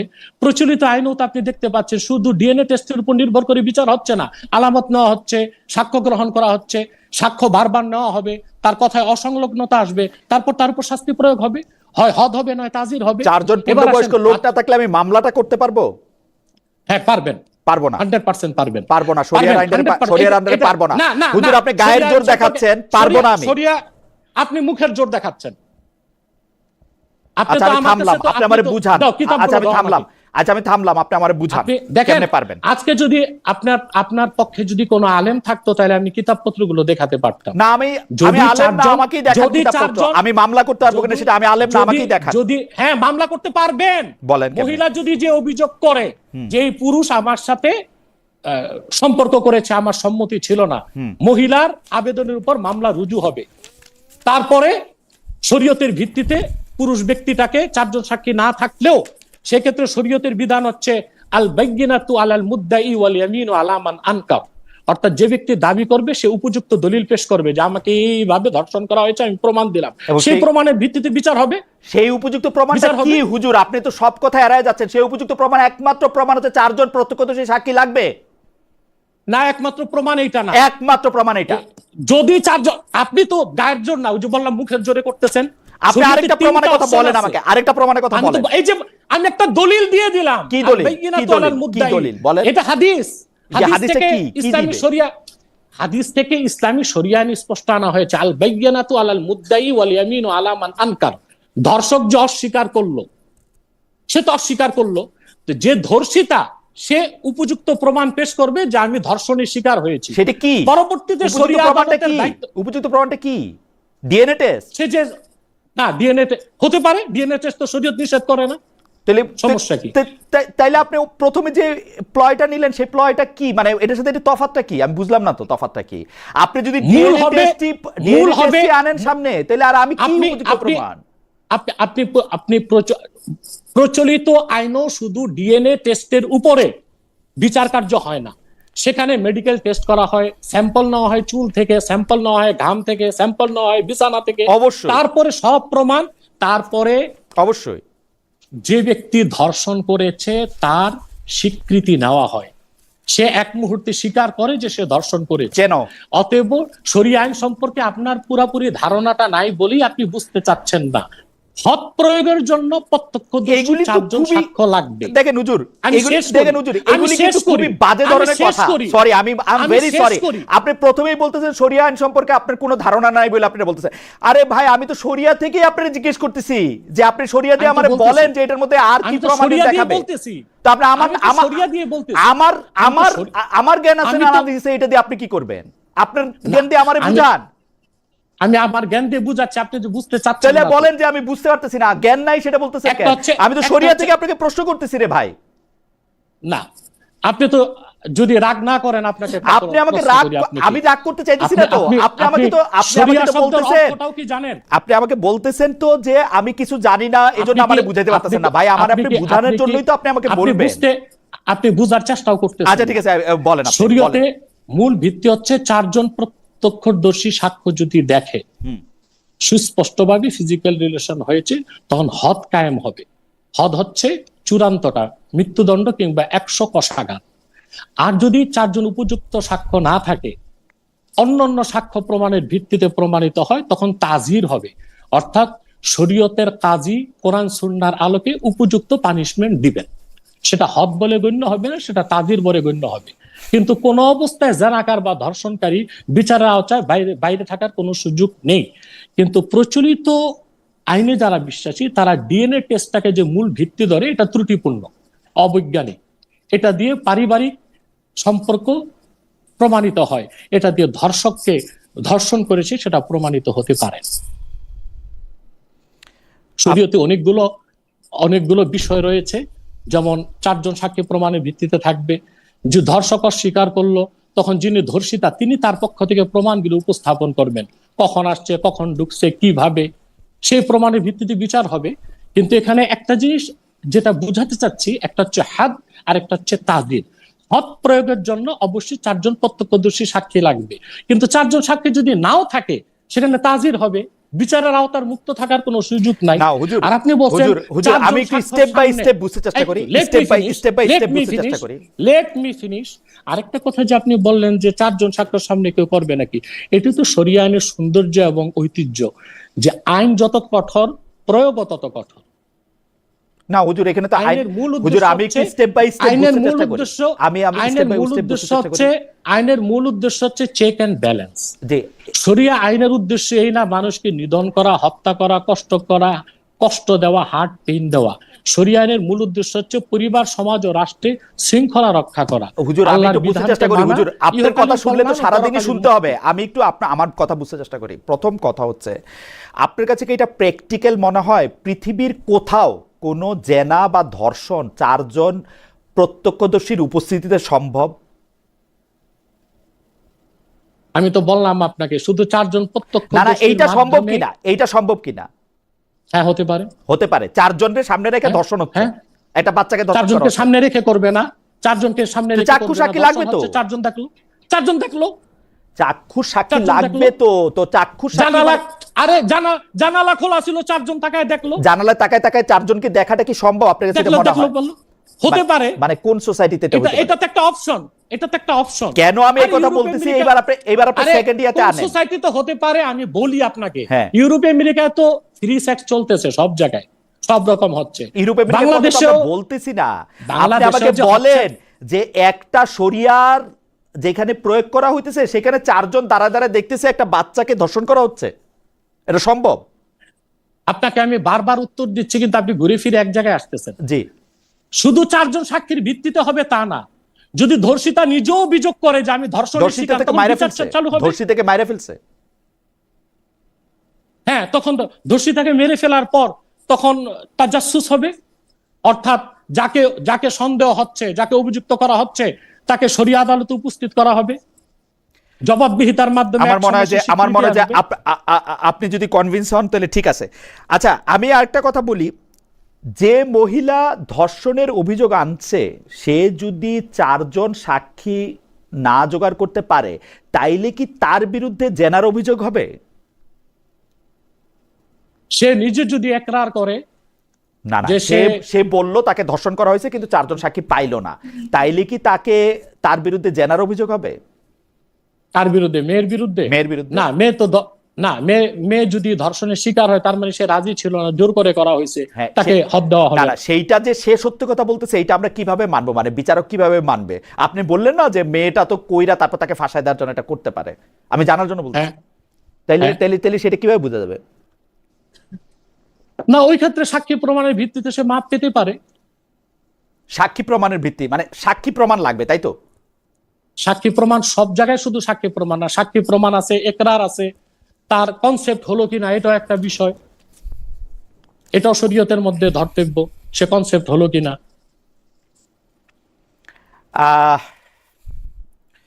আচ্ছা, এইটা কি শরিয়া সাপোর্ট করে যে বাবা মা দাদা দাদি বা নানা নানিকে খুন করলে খুনির মৃত্যুদণ্ড হবে, কিন্তু বাবা মা দাদা দাদি বা নানা নানি যদি ছেলে মেয়ে বা নাতি নাতনিকে খুন করে তবে খুনির মৃত্যুদণ্ড হবে না? এটা কোন সোর্সে পেলেন? আমি এটা পাইতেছি হচ্ছে ল 1.2.4 সহি তিরমিজি হাদিস 994-995। কিসে আবার বলেন? আমি এটা পাইতেছি সহি তিরমিজি হাদিস 994-95, শাফি আইন পৃষ্ঠা 584, ল 124।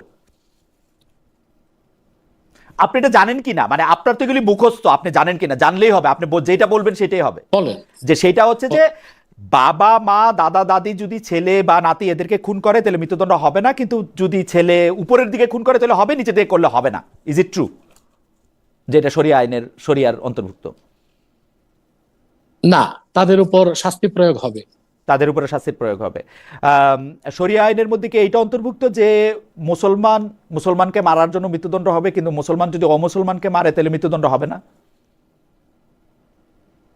অমুসলমান যদি জিম্মি হয়, অর্থাৎ মুসলিম রাষ্ট্রের অধীনে থাকে, তখন তো মুসলমানের শাস্তি হবে। আবার একটু পরিষ্কার করে বলেন, মানে বাংলাদেশে যদি একজন মুসলমানকে মারে তাহলে এটা মৃত্যুদণ্ডের মতো, কিন্তু যদি বাংলাদেশে একজন মুসলমান একজন অমুসলমানকে মারে তাইলে কি তার মৃত্যুদণ্ড হবে না? মানে ব্যাপারটা কি এরকম? অমুসলিমটা যদি জিম্মি হয়, অর্থাৎ মুসলিম রাষ্ট্রের সবকিছুকে মেনে নিল, বর্ষতা স্বীকার করলো, তখন তার হত্যার বিচার হবে। জিম্মি হইলে মানে তার অধীনে থাকলে, মানে জিম্মি অধীনে না, রাষ্ট্রের অধীনে থাকলে। রাষ্ট্রের অধীনে বলতে মানে বাংলাদেশ দিয়ে একটু বুঝান তো, বাংলাদেশের অমুসলমানরা মারলে পরে তার মৃত্যুদণ্ড হবে না সেইটার ক্ষেত্রে? যদি এখানে শরিয়া আইন বলবৎ থাকে আর রাষ্ট্রের প্রতি তাদের আনুগত্য থাকে, তখন তারা জিম্মি বলে গণ্য হবে। ওকে, মুরতাদ কাকে বলা যেতে পারে? আমি আমি আমি আমি অনেকগুলা সূরার জায়গায় দেখতে পাচ্ছিলাম যে আপনি আসলে আরেকজনকে অমুসলমান বলা বা মুরতাদ ঘোষণা করা সেটা একটু কঠিন, সেটাকে নিরুৎসাহিত করা হয়েছে বারবার। আমি অনেকগুলো হাদিসও দেখতেছিলাম। তো আপনি বলেন তো একটা হাদিস, দু একটা হাদিস বলবো, একটা বলেন।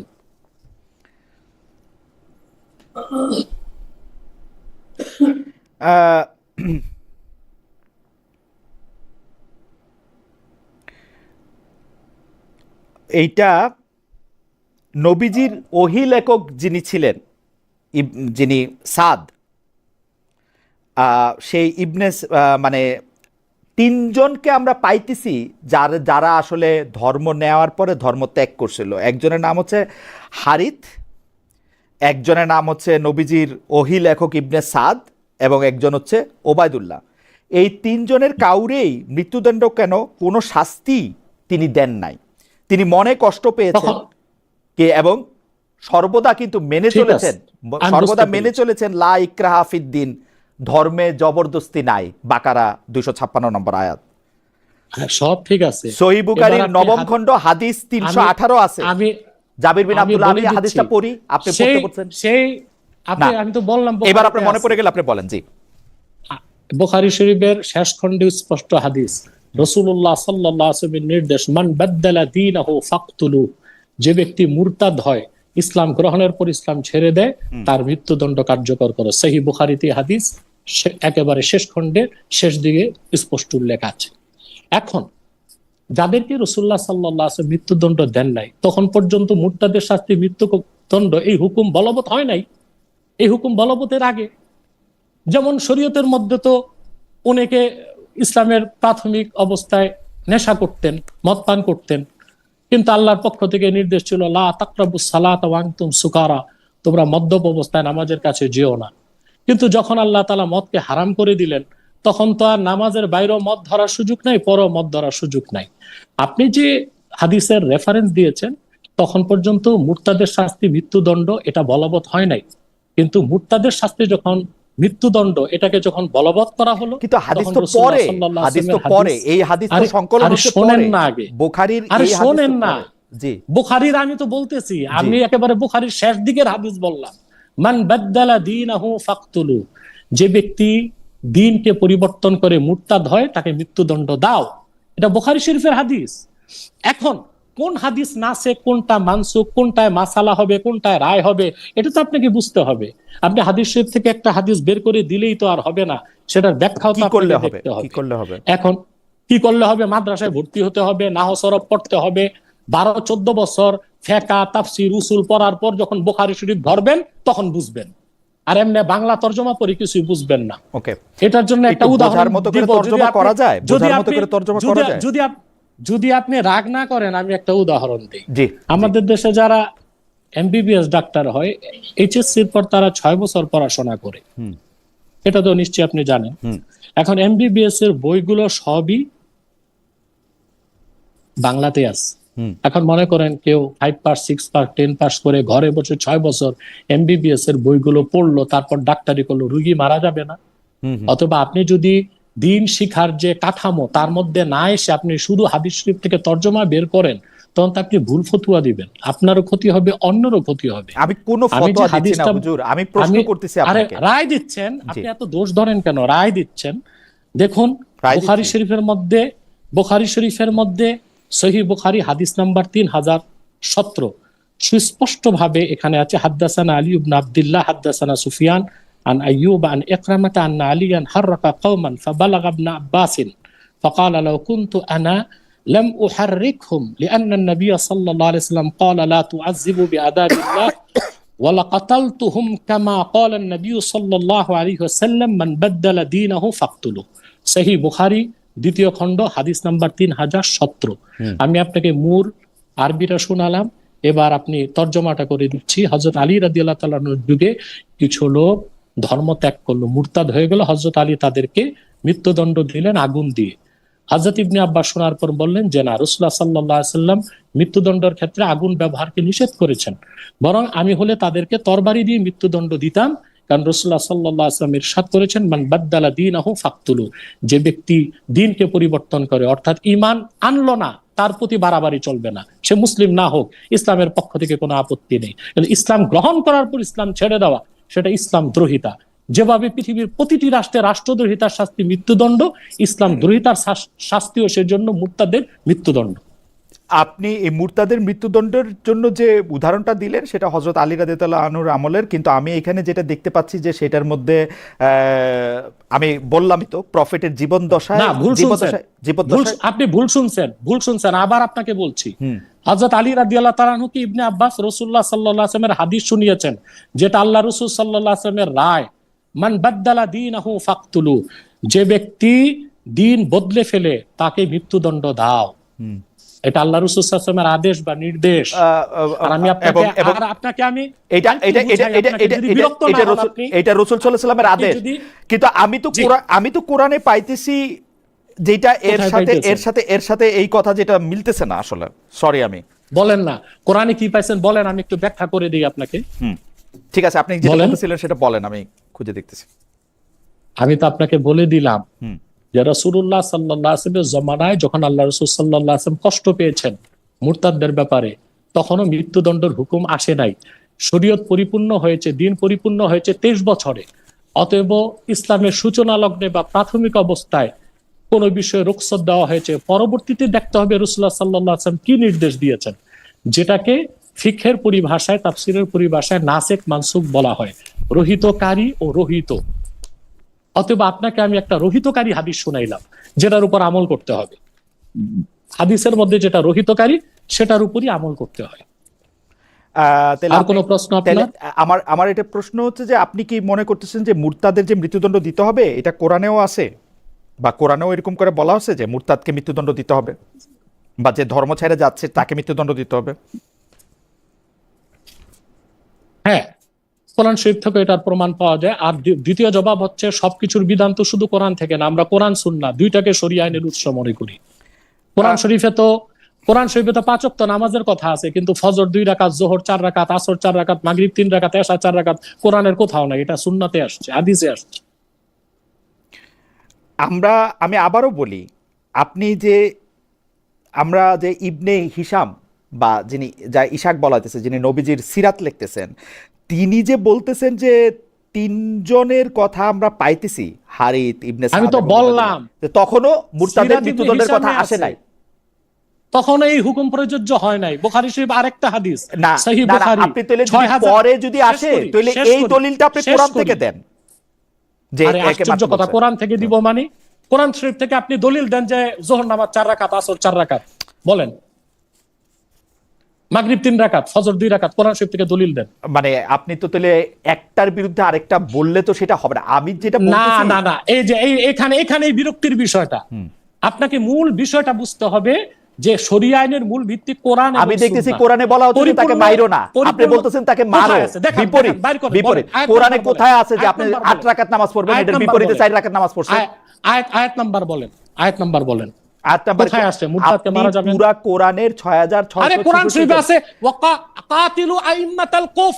হ্যাঁ, কি এই যে কাতিলু আইম্মাতাল কুফ, আল্লাহ স্পষ্ট বলছেন যারা কুফরিতে নেতৃত্ব দেয় তাদের বিরুদ্ধে লড়াই করো তোমরা। হ্যাঁ, কুফরিতে নেতৃত্ব দেয়, লড়াই করার মুরতাদ এক কথা হলো নাকি? মুরতাদ এক কথা হলো না? আস-সারিমুল মাসলুল কিতাবের মধ্যে ইবনে তাইমিয়া এটা থেকে মুরতাদের শাস্তি মৃত্যুদণ্ড প্রমাণ করেছেন। শুধু তাই না, আমরা বলতেছি কোরআন শরীফে সব থাকলেই মানবো তা না, হাদিস আমাদের দলিল, সুন্নাহ আমাদের দলিল। আমরা মনে করি শুধু কোরআন যারা বিশ্বাস করে হাদিস মানে না, তারা মুসলিম হতে পারে না। যেমন আপনাকে একটা দৃষ্টান্ত দিলাম, আমি 5 ওয়াক্ত নামাজের কথা আল্লাহ কোরআন শরীফে বলেছেন, কিন্তু কোন নামাজ কয় রাকাত এটা কোরআন শরীফের কোথাও নাই, এটা হাদিস থেকে আমরা পেয়েছি, সুন্নাহ থেকে আমরা পেয়েছি। জায়গায় 8 ওয়াক্ত নামাজের কথা নাই যে আপনি এটারে 5 ওয়াক্ত বানাইছেন। কোরআনে আছে আপনি মাইরো না, এখানে আপনি মারলেন, তাহলে বিপরীতে গেলেন না। এটাও নাই যে কোরআনে এটাও নাই যে মুরতাদকে মাইরো না। মাইরো যদি বলতো তাহলে বলতো যে মারো, এটা তো বলে নাই। আরে বাবা, আপনি আয়াত নাম্বার দেখান, মাইরো না কোথায় আছে? কোরআনে আল্লাহ কি বলে দিয়েছেন? কোরআনের হুকুম তো পুরাটা বুঝতে হবে আপনাকে। আল্লাহ বলেন কুল আতিউল্লাহ ওয়া আতিউর রাসূল ফাইন তাওয়াল্লাউ ফাইন্নাল্লাহা লা ইউহিব্বুল কাফিরিন। তোমরা আল্লাহর আনুগত্য করো, মুহাম্মদ সাল্লাল্লাহু আলাইহি ওয়াসাল্লামের আনুগত্য করো। আর এই কথা থেকে যদি তারা মুখ ফিরিয়ে নেয় তারা কাফের, আল্লাহ তাদেরকে কখনো পছন্দ করেন না। দলিল তো কোরআন থেকেও নিতে হবে, সুন্নাহ থেকেও নিতে হবে। আমি তো বুখারী শরীফের অনেকগুলো হাদিস আপনাকে দেখাতে পারি, একটা তো শোনালাম। আরেকটা হাদিস হচ্ছে বুখারী শরীফ হাদিস নাম্বার 6922, সেখানেও হাদিসটা আসছে আবু নুমান মুহাম্মদ ইবনুল ফাদল হাদাসানা হাম্মাদ ইবনু যায়েদ আন আইয়ুব আন ইকরামা ক্বালা। আচ্ছা, আপনি আমাকে একটু বুঝায় দেন, আপনি আমাকে ক্বালা লাউ কুনতু আনা লাম উহাররিকুম লিনাহি রাসূলিল্লাহি সাল্লাল্লাহু আলাইহি ওয়াসাল্লাম লা তুআযযিবু বিআযাবিল্লাহ ওয়ালা কাতালতুহুম লিকাউলি রাসূলিল্লাহি সাল্লাল্লাহু আলাইহি ওয়াসাল্লাম মান বাদদালা দীনাহু ফাকতুলু। এটাও বুখারী শরীফের হাদিস, মুরতাদের শাস্তি মৃত্যুদণ্ড, হাদিস নাম্বার 6922। ওকে, আপনি আমাকে একটু বুঝায় দেন। আমরা সূরা ইউনূসের 99 নম্বর আয়াতে পাচ্ছি, তুমি কি মানুষের উপরে জবরদস্তি করিবে ঈমান আনিবার জন্য? ওটা হচ্ছে অমুসলিমকে জোর করে মুসলিম করা যাবে না। সূরা কাহফে পাচ্ছি, সূরা কাহফের 29 নম্বর আয়াতে পাচ্ছি, যার ইচ্ছা বিশ্বাস স্থাপন করুক এবং যার ইচ্ছা অমান্য করুক। এটা তো তার জন্য যে ইসলাম গ্রহণই করে নাই, কিন্তু ইসলাম গ্রহণের পর যে ছেড়ে দিয়েছে তার বিষয় ভিন্ন। সূরা নিসা 80, আর যে লোক বিমুখ হইল, আমি আপনাকে অর্থাৎ রাসূলকে বলা হচ্ছে তাহাদের জন্য রক্ষণাবেক্ষণকারী নিযুক্ত করি নাই। হ্যাঁ, কথা তো ঠিক আছে, তো উনি কি তাকে মেরে ফেলতে বলছেন? পাওয়ার পর মেরে ফেলতে বলছেন? আরে আপনি তো এটাই বুঝতেছেন না, ইসলামের মধ্যে পরিভাষা আলাদা আলাদা আছে। কেউ যদি ইসলাম গ্রহণ না করে সে হচ্ছে কাফের, অমুসলিম। কেউ যদি ইসলাম গ্রহণ না করে কুফরির উপর থেকে নিজেকে মুসলিম পরিচয় দেয় সে হচ্ছে জিন্দিক। কেউ যদি ইসলাম গ্রহণ করার পর প্রকাশ্যে ইসলাম ছেড়ে দেয় সে হচ্ছে মুরতাদ। কেউ যদি এই যে এই ভাগগুলো আছে, এখন স্বাভাবিকভাবে যারা ইসলামকে গ্রহণ করে নেয় তাদের ক্ষেত্রে জবরদস্তি করা যাবে না, তাদেরকে কিছু বলা যাবে না, সেটা হচ্ছে কোরআন শরীফের আয়াতের হুকুম। কিন্তু ইসলামকে গ্রহণ করার পর আবার ইসলাম ছেড়ে দেওয়া সেটা হচ্ছে ইসলামকে অবজ্ঞা করা এবং ইসলাম দ্রোহিতা।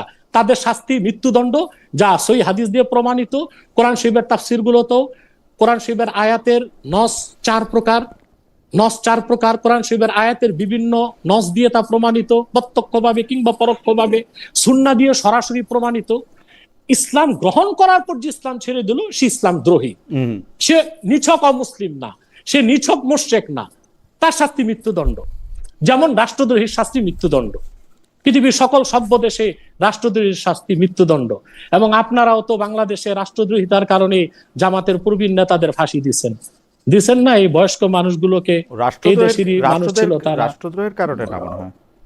সেটা যেটাই বলেন, স্বাধীনতা অস্বীকার করছে বা যুদ্ধপরাধী যেটাই বলেন, সেটা তো সব ধারাই ছিল, রাষ্ট্রদ্রোহিতা তো ছিল। তা আপনি কি বলেন রাষ্ট্রদ্রোহীকে মৃত্যুদণ্ড দেওয়া হবে না? পৃথিবীর প্রত্যেক সভ্য রাষ্ট্রকে মৃত্যুদণ্ড দেওয়া হয় না? আমি আমি আমি আমি আপনি মৃত্যুদণ্ড দেন, যে মুরতাদ আছে তার মৃত্যুদণ্ড, কিন্তু আপনি কোরআন সুন্নাহ দিয়ে যে আপনি প্রমাণটা করতেছেন, সেই প্রমাণটার ক্ষেত্রে আমার একটু বোঝানোর জন্য আমি একটু আপনাকে আমি খালেদ ভাই, আপনি তো 4 বছর বড় আমার, জি, এই জন্য আপনাকে খালেদ ভাই সম্বোধন করছি। সারা রাত আমি বসে আছি, আপনি যতক্ষণ বুঝতে চান আমি প্রস্তুত আছি। এই ব্যাপারে আপনার খ্যাতি আছে। আমি আপনাকে খেয়াল করি যে আজকে থেকে আরো বোধহয় 15-20 বছর আগে হবে, আপনি একজনকে নিজে গিয়ে তার কেন এই ধর্ম নিয়ে তার দ্বিধা থাকতেছে সেইটা নিয়ে আপনি আমার যদ্দূর মনে পড়ে, আপনার নিশ্চয়ই ঘটনাটা মনে আছে যে উনি হয়তো অন্য একটা ধর্মে গেছিলেন, আমি অন্য একটা ধর্মে গেছিলেন, আপনি তাকে আসলে মানে অনেক ধৈর্য নিয়ে অনেক বুঝাইতেছিলেন, সেটা আমি জানি। সেটা আজকে থেকে অন্তত 15 বছর আগে হবে, মানে তার কমে না যে মানে এই ব্যাপারে আপনার খ্যাতি আছে যে আপনি এটা।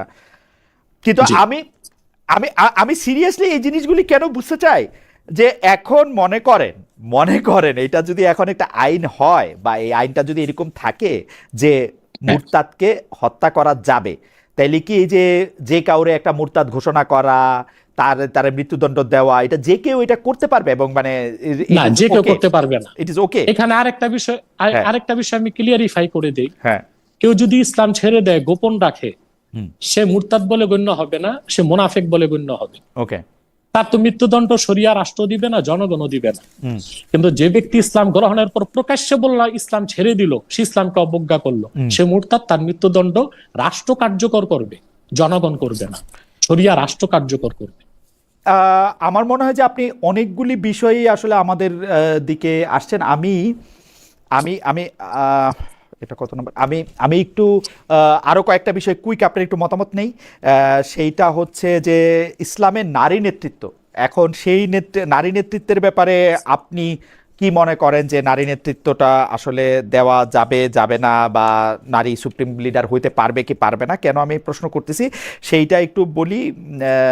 সেইটা হইলো যে আমরা দেখতে পাচ্ছি যে অনেকগুলি মানে ইসলামের যারা মানেন তাদের মধ্যে অনেক সম্রাটের মধ্যে আমরা অনেক সম্রাজ্ঞীও দেখতে পাই, তাদের নামে মোহর দেখতে পাই, এবং তাদের ব্যাপারে কোনো আপত্তি দেখতে পাই না। সবচেয়ে বিখ্যাত সেটা হচ্ছে যে আপনি জানেন যে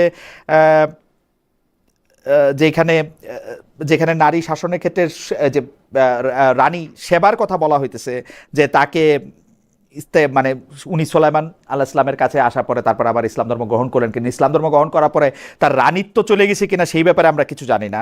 তো আমরা নারী নেতৃত্ব সম্পর্কে আসলে কি জানি?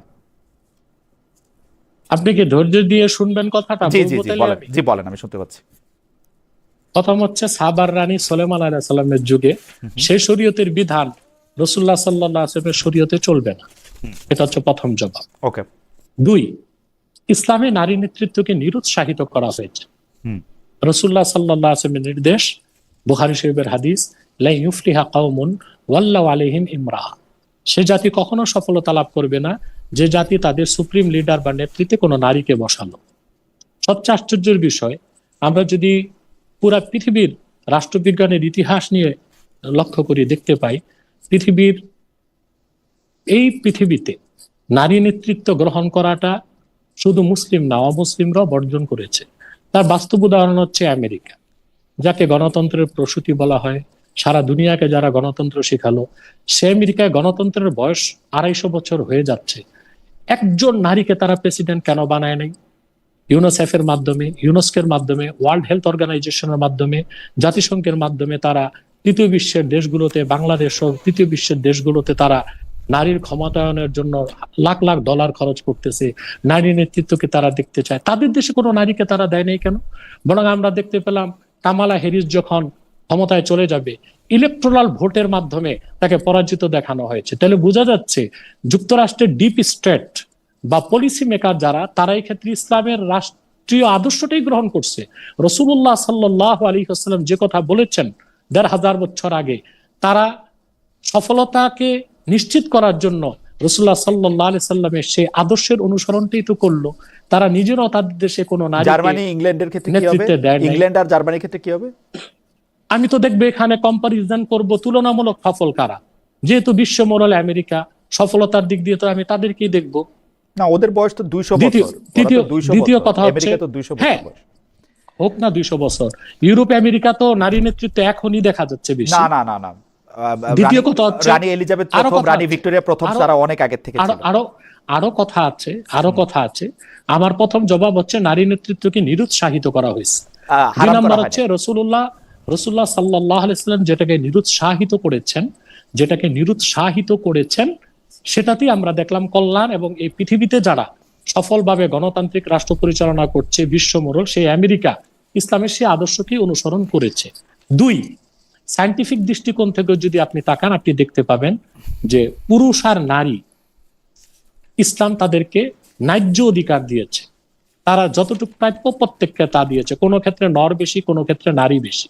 কিন্তু নেতৃত্বের ক্ষেত্রে আল্লাহ বলেছেন আর রিজালু কাওয়ামুন আলান নিসা, পুরুষগণ নারীদের উপর কর্তৃত্বশীল, পুরুষদেরকে করা হয়েছে।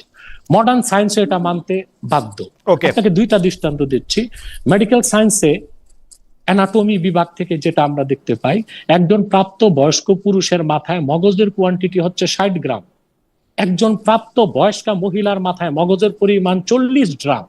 সৃষ্টিগত ভাবে যেখানে একজন মহিলার মগজের কোয়ান্টিটি 20 গ্রাম কম, নেতৃত্বে সে কিভাবে পুরুষের সাথে প্রতিযোগিতা করে? আমরা জনাব আব্বাসী, আমরা 2জন দর্শকের মতামতটা একটু আপনাকে পড়ে শোনাতে চাই। একজন দর্শক, তিনি অনেকবার এই মতামতটা করছেন যে পারস্পরিক সম্মতির ভিত্তিতে যেটা হয় সেটা জিনা, এবং জিনার বিচারের ক্ষেত্রে 4 জন সাক্ষী প্রয়োজন, কিন্তু ধর্ষণের বিচারে সাক্ষী প্রয়োজন নেই। এই কথাটা কি সত্য জনাব আব্বাসী, যে সাক্ষী প্রয়োজন নেই? ধর্ষণের, আমি তো বললাম যে ধর্ষণের বিচারের ক্ষেত্রে 3টা জিনিস দেখতে হবে। মেয়ের মতামত, সে যদি বলে সেটা বিবেচ্য। পুরুষ ব্যক্তি যদি গ্রেফতারের পর স্বীকৃতি দেয় সেটা বিবেচ্য। কিংবা 4 জন সাক্ষী, যে কোনো সাক্ষী দরকার আছে, প্রয়োজন নেই তো বলা যাবে না। ধর্ষণের ক্ষেত্রে তো এটা প্রয়োজন নেই বলা যাবে না। যদি ধর্ষক নিজে বলে ধর্ষণ করছে তাহলে প্রয়োজন নেই। ধর্ষণ যদি নিজে না বলে তাহলে কি প্রয়োজন আছে 4 জন সাক্ষীর? তখন মেয়ের একরার নেওয়া হবে, মেয়ে বলবে ধর্ষণ করছে, তখন সেটা যাচাই করা হবে। আমরা আবার ঘুরে ফিরে একই জায়গায় আসছে। মোহাম্মদ ইসমাইল মোল্লা, তিনি আবার বলতেছেন যে আমি এটা উদ্ধৃত করতে চাই নাই, কিন্তু তিনি আমাকে উদ্ধৃত করতে অনুরোধ করছেন, সেই জন্য আমি আপনি এটা সত্যতা অসত্যতা এবং উপযুক্ততা বিচার করবেন, কারণ এটা উনার বক্তব্য। উনি বলছেন সূরা আন-নিসার 4 নম্বর মানে 137 নম্বর ইয়া থেকে, নিশ্চয়ই যারা ঈমান এনেছে তারপর কুফরি করেছে, তারপর ঈমান এনেছে, তারপর আবার কুফরি করেছে, অতঃপর তাদের কুফরি আরো বেড়েছে, আল্লাহ তাদের ক্ষমা করবেন এবং তাদেরকে সঠিক পথ দেখাবেন না। আল্লাহ তাদের ক্ষমা করবেন এবং সঠিক পথ দেখাবেন না, মানে এখানে মৃত্যুদণ্ডের কোনো কথা নাই, মারার কোনো কথা নাই, এটা বোধহয় উনি বুঝাতে চাইছেন। আমিও তো বলতেছি, কিন্তু মারা যাবে না সে কথাও নাই, সেটা সুন্নাহ দিয়ে প্রমাণিত যে মুরতাদের শাস্তি মৃত্যুদণ্ড। আর আমাদের দলিল হচ্ছে কোরআন এবং সুন্নাহ দুটো। সুন্নাহ দিয়ে প্রমাণিতটা একটু আমার মনে হয় এটা আমার একটু ভালো করে বুঝতে হবে। সুন্নাহকে ছেড়ে দিলে আমি না, সুন্নাহকে ছেড়ে দেওয়ার প্রসঙ্গটা না। আপনিও খুব ভালো করে জানেন, আমরা যে এই হাদিসগুলি সংকলিত হইতে দেখছি, সেই হাদিসগুলির মধ্যে থেকে অনেকগুলি হাদিসে আপনারাই জয়ীফ বলছেন, অনেকগুলি হাদিসেরই সনদ মত সমস্যা আছে। যেটা জয়ীফ ওটা জয়ীফই। কিন্তু আমার লিটমাস পেপার কিন্তু একটা, আমার লিটমাস পেপার কিন্তু একটা। বুখারী শরীফ থেকে আপনাকে বলেছি, আমার লিটমাস পেপার একটা। সেই লিটমাস পেপারটা হচ্ছে যেটা কোরআনের সাথে সাংঘর্ষিক, সেই হাদিসটার ব্যাপারে আমার সন্দেহ হয়। না, কোরআনের সাথে সাংঘর্ষিক না। আপনাকে আমি এখানে আমি আপনাকে এখানে শরিয়া আইনের উৎসটাই বলে দিচ্ছি। এক নম্বর হচ্ছে যে কোরআনের সাথে সহিহ হাদিসের কোনো সংঘর্ষ নেই। কোরআন নাজিল হয়েছে আল্লাহর হাবিব মুহাম্মদ সাল্লাল্লাহু আলাইহি সাল্লামের উপর। আল্লাহ যা বলেছেন, মুহাম্মদ সাল্লাল্লাহু আলাইহি সাল্লাম যা বলেছেন, সেটাই কোরআন। আবার আল্লাহ তাআলার শব্দ নয়, আল্লাহর কথা রাসূলুল্লাহ সাল্লাল্লাহু আলাইহি ওয়াসাল্লাম নিঃশব্দে যেটা বলছেন সেটা হাদিস, সেটা ওয়াহি। কোরআনটা হচ্ছে ওয়াহি মাতলু, হাদিসটা হচ্ছে গায়র মাতলু। সমস্ত উম্মাহ একমত যে রাসূলুল্লাহ সাল্লাল্লাহু আলাইহি ওয়াসাল্লামের হাদিস যেটা মুতাওয়াতির, সেটা দিয়া কোরআনের হুকুমও রহিত হয়েছে। অতএব এই ক্ষেত্রে কোরআনে আছে হাদিসে নাই, হাদিসে আছে কোরআনে নেই, সেটা কোরআন সুন্নাহ কি বলে, কোরআন এবং সুন্নাহ কি বলে, সেটা হচ্ছে দেখার বিষয়।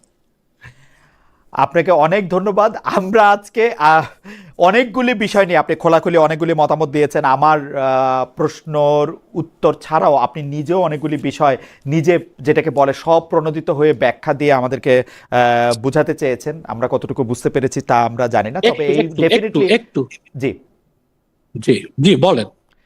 যে আপনাকে অনেক ধন্যবাদ দিচ্ছিলাম আমি, কারণ অনেকগুলি ব্যাপারে আপনি আমাদের অনেকগুলি প্রশ্নের জবাবই শুধু দেন নাই, অনেকগুলি বিষয় আপনি স্বতঃপ্রণোদিত হয়ে আমাদেরকে কি আছে বইয়ে, কি আছে কেতাবে, এবং কোনটা আমাদের গ্রহণ করতে হবে, কোনটা বর্জন করতে হবে, সে ব্যাপারে আমাদেরকে দিক নির্দেশনা দিতে চেয়েছেন এবং দিক নির্দেশনা দিয়েছেন। আমরা কতটুকু বুঝতে পেরেছি, কতটুকু গ্রহণ করতে পেরেছি, সেটা নিশ্চয়ই সময় এটাকে বলে দিবে। তবে আপনার এই বক্তব্য এবং আপনার যেসব বিষয়গুলিতে আপনি আলোকপাত করেছেন, সেগুলি আমাদের সবার জন্যই একটা দিক নির্দেশনামূলক গাইডলাইন হয়ে থাকবে, সেটা আমি মনে করি। এবং অনেক দর্শক আজকে আমাদের সাথে ছিলেন, সেই দর্শকরাও প্রায় একই রকম কথা মনে করেন। তাদের কেউ কেউ আমাদেরকে ভালো কথা বলেছেন, কেউ কেউ খারাপ কথা বলেছেন, কেউ কেউ বলেছেন আমি জামায়াত ইসলামী পন্থী, কেউ কেউ বলেছেন যে আমি মুরতাদ, কেউ কেউ বলেছেন যে আমি সেকুলার, কেউ কেউ বলেছেন যে না আমি আজকে কিছু ভালো প্রশ্নও করেছি। আবার কেউ কেউ আপনার সম্পর্কে বলেছেন যে আপনি অনেক ধৈর্য ধরে অনেকগুলি বিষয়ে সুন্দর করে আমাকে বুঝাতে চেষ্টা করেছেন, সেজন্য আপনাকে ধন্যবাদ দিয়েছেন। আমরাও আপনাকে অনেক ধন্যবাদ দিতে চাই। তবে দর্শকদের উদ্দেশ্যে আমরা একটা অন্য বিষয়ে প্রশ্ন রেখেছিলাম, সেইটাও একটু আমরা আপনাকেও একটু শোনাই আপনাকে সামনে রেখে। যে জাতিসংঘের সাধারণ পরিষদের সভাপতি নির্বাচিত হয়েছেন বাংলাদেশের পররাষ্ট্রমন্ত্রী ডক্টর খলিলুর রহমান। দর্শকদের কাছে প্রশ্ন যে তার মন্ত্রীর পদ ধরে রাখা উচিত হবে বলে মনে করেন কিনা। শতকরা ক্ষমা করবেন, শতকরা 23% মনে করছেন যে হ্যাঁ উচিত হবে, শতকরা 77% মনে করছেন যে উচিত হবে না। আপনার মাধ্যমে আমি একটা ফতোয়া, একেবারে চারো মাযহাবের ফতোয়াটা মুরতাদের ক্ষেত্রে শোনাই দিতে চাই। জি জি, আপনি আমাকে একটা মিনিট সময় দিন। জি প্লিজ। এখন পরিষ্কার চারো মাযহাবের মতগুলোকে আমি শুধু উল্লেখ করছি। ওকাদ হাকা আবু বকর আল ফারিসি মিন আসহাবি শাফি ইজমা আল মুসলিমিন আলা আন্না হাদ্দা মান সাব্বান নবী সাল্লাল্লাহু আলাইহি ওয়াসাল্লাম আল কতল।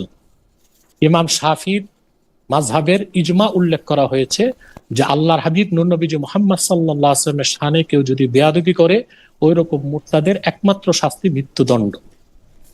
ইমাম খাত্তাবী উল্লেখ করেন লা আ'লামু আহাদাম মিনাল মুসলিমিন ইখতালাফা ফি উজুবি কাতলি। ইমাম খাত্তাবী, যারা কোরআন হাদিস সবচেয়ে বেশি বুঝতেন, যাদের কথা বলছি সব 1000 বছর আগের, 1200 বছর আগের, 800 বছর আগের, সাধারণ কোন মুসলিম আলেম না, তারা প্রত্যেকেই মুজতাহিদ ছিলেন।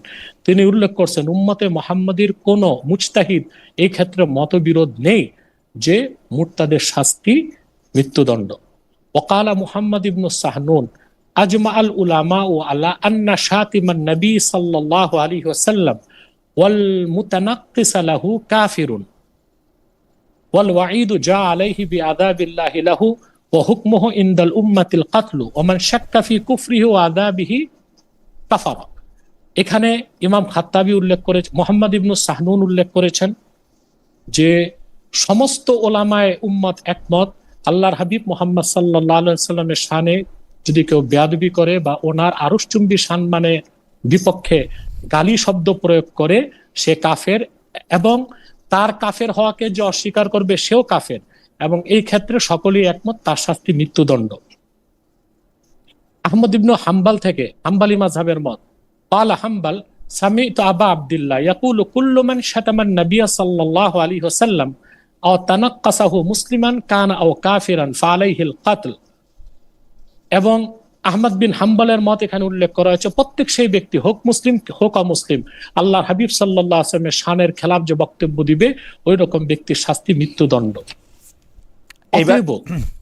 অতএব আমি যে কথা বলতেছি, সকল ইমাম মুজতাহিদদের মতেই মুরতাদের শাস্তি মৃত্যুদণ্ড, তবে ধরেই মৃত্যুদণ্ড দেওয়া হবে তা না, তাকে তওবার সুযোগ দেওয়া হবে। এটাকে বলা হয় ইউস্তাতাবু, অর্থাৎ তার কাছে তওবা তলব করা হবে, সে যদি তওবা করে তাহলে মৃত্যুদণ্ড রহিত করা হবে। কিন্তু মুরতাদের মধ্যে যারা আল্লাহ তাআলার হাবিব মুহাম্মদ সাল্লাল্লাহু আলাইহি সাল্লামের আরশচুম্বী সম্মানের খেলাফ বক্তব্য দিবে, সেই ধরনের ইসলাম দ্রোহী মুরতাদের শাস্তি মৃত্যুদণ্ড, সেখানে ক্ষমার কোনো সুযোগ নেই। অতএব কোরআন শরীফে মুরতাদের শাস্তি মৃত্যুদণ্ড নেই এ কথা বলে সুন্নাহকে অস্বীকার করার কোনো সুযোগ নেই। মুসলিম সেই যে কোরআনকে বিশ্বাস করে, সুন্নাহকে বিশ্বাস করে। আর আপনি যে বলেছেন হাদিস শরীফের মধ্যে জয়ীফ আছে, সহি আছে, আমরা তো সহিটাই বলতেছি, সহি বুখারী থেকে আমি বলেছি, একটা না, সময় পেলে অনেকগুলো হাদিস আপনাকে শোনাতাম।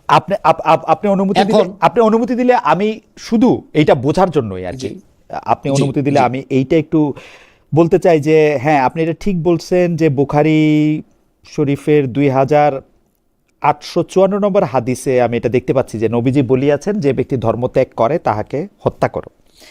কিন্তু কথা হচ্ছে যে এই হাদিসটার সত্যতা নিয়ে আমার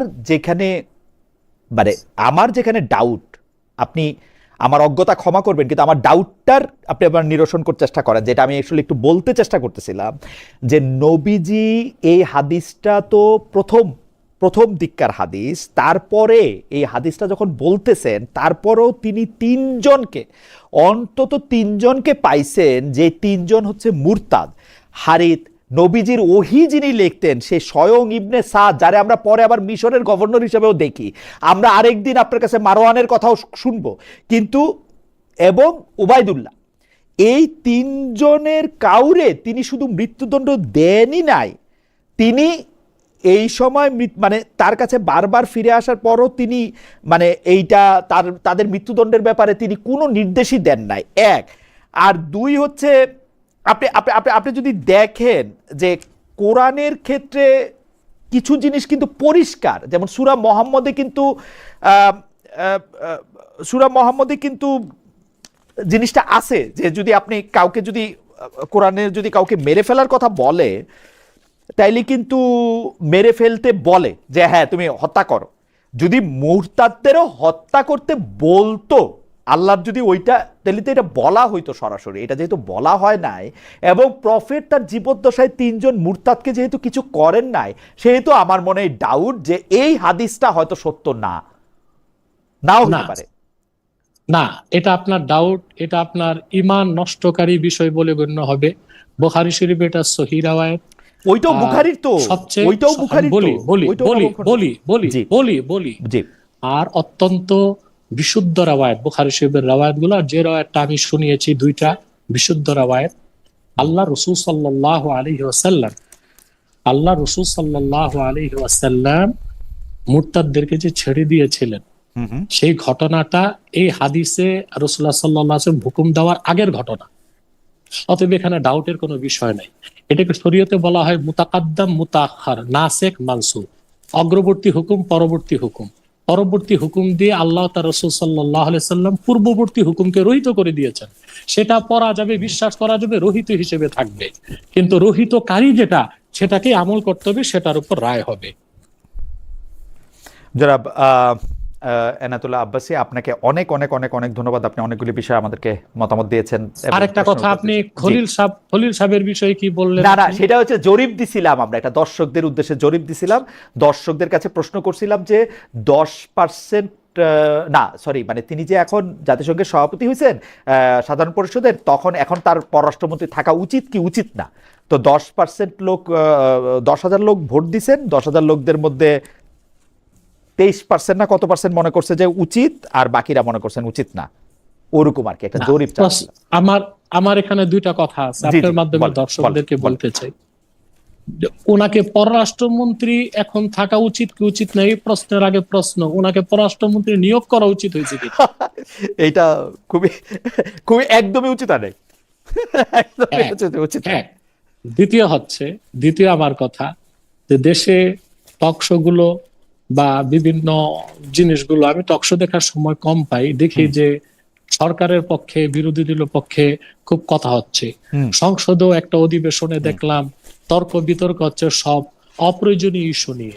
সংস্কার হবে না সংশোধন হবে, কিন্তু মৌলিক বিষয়ে কোনো বিতর্ক নাই কেন?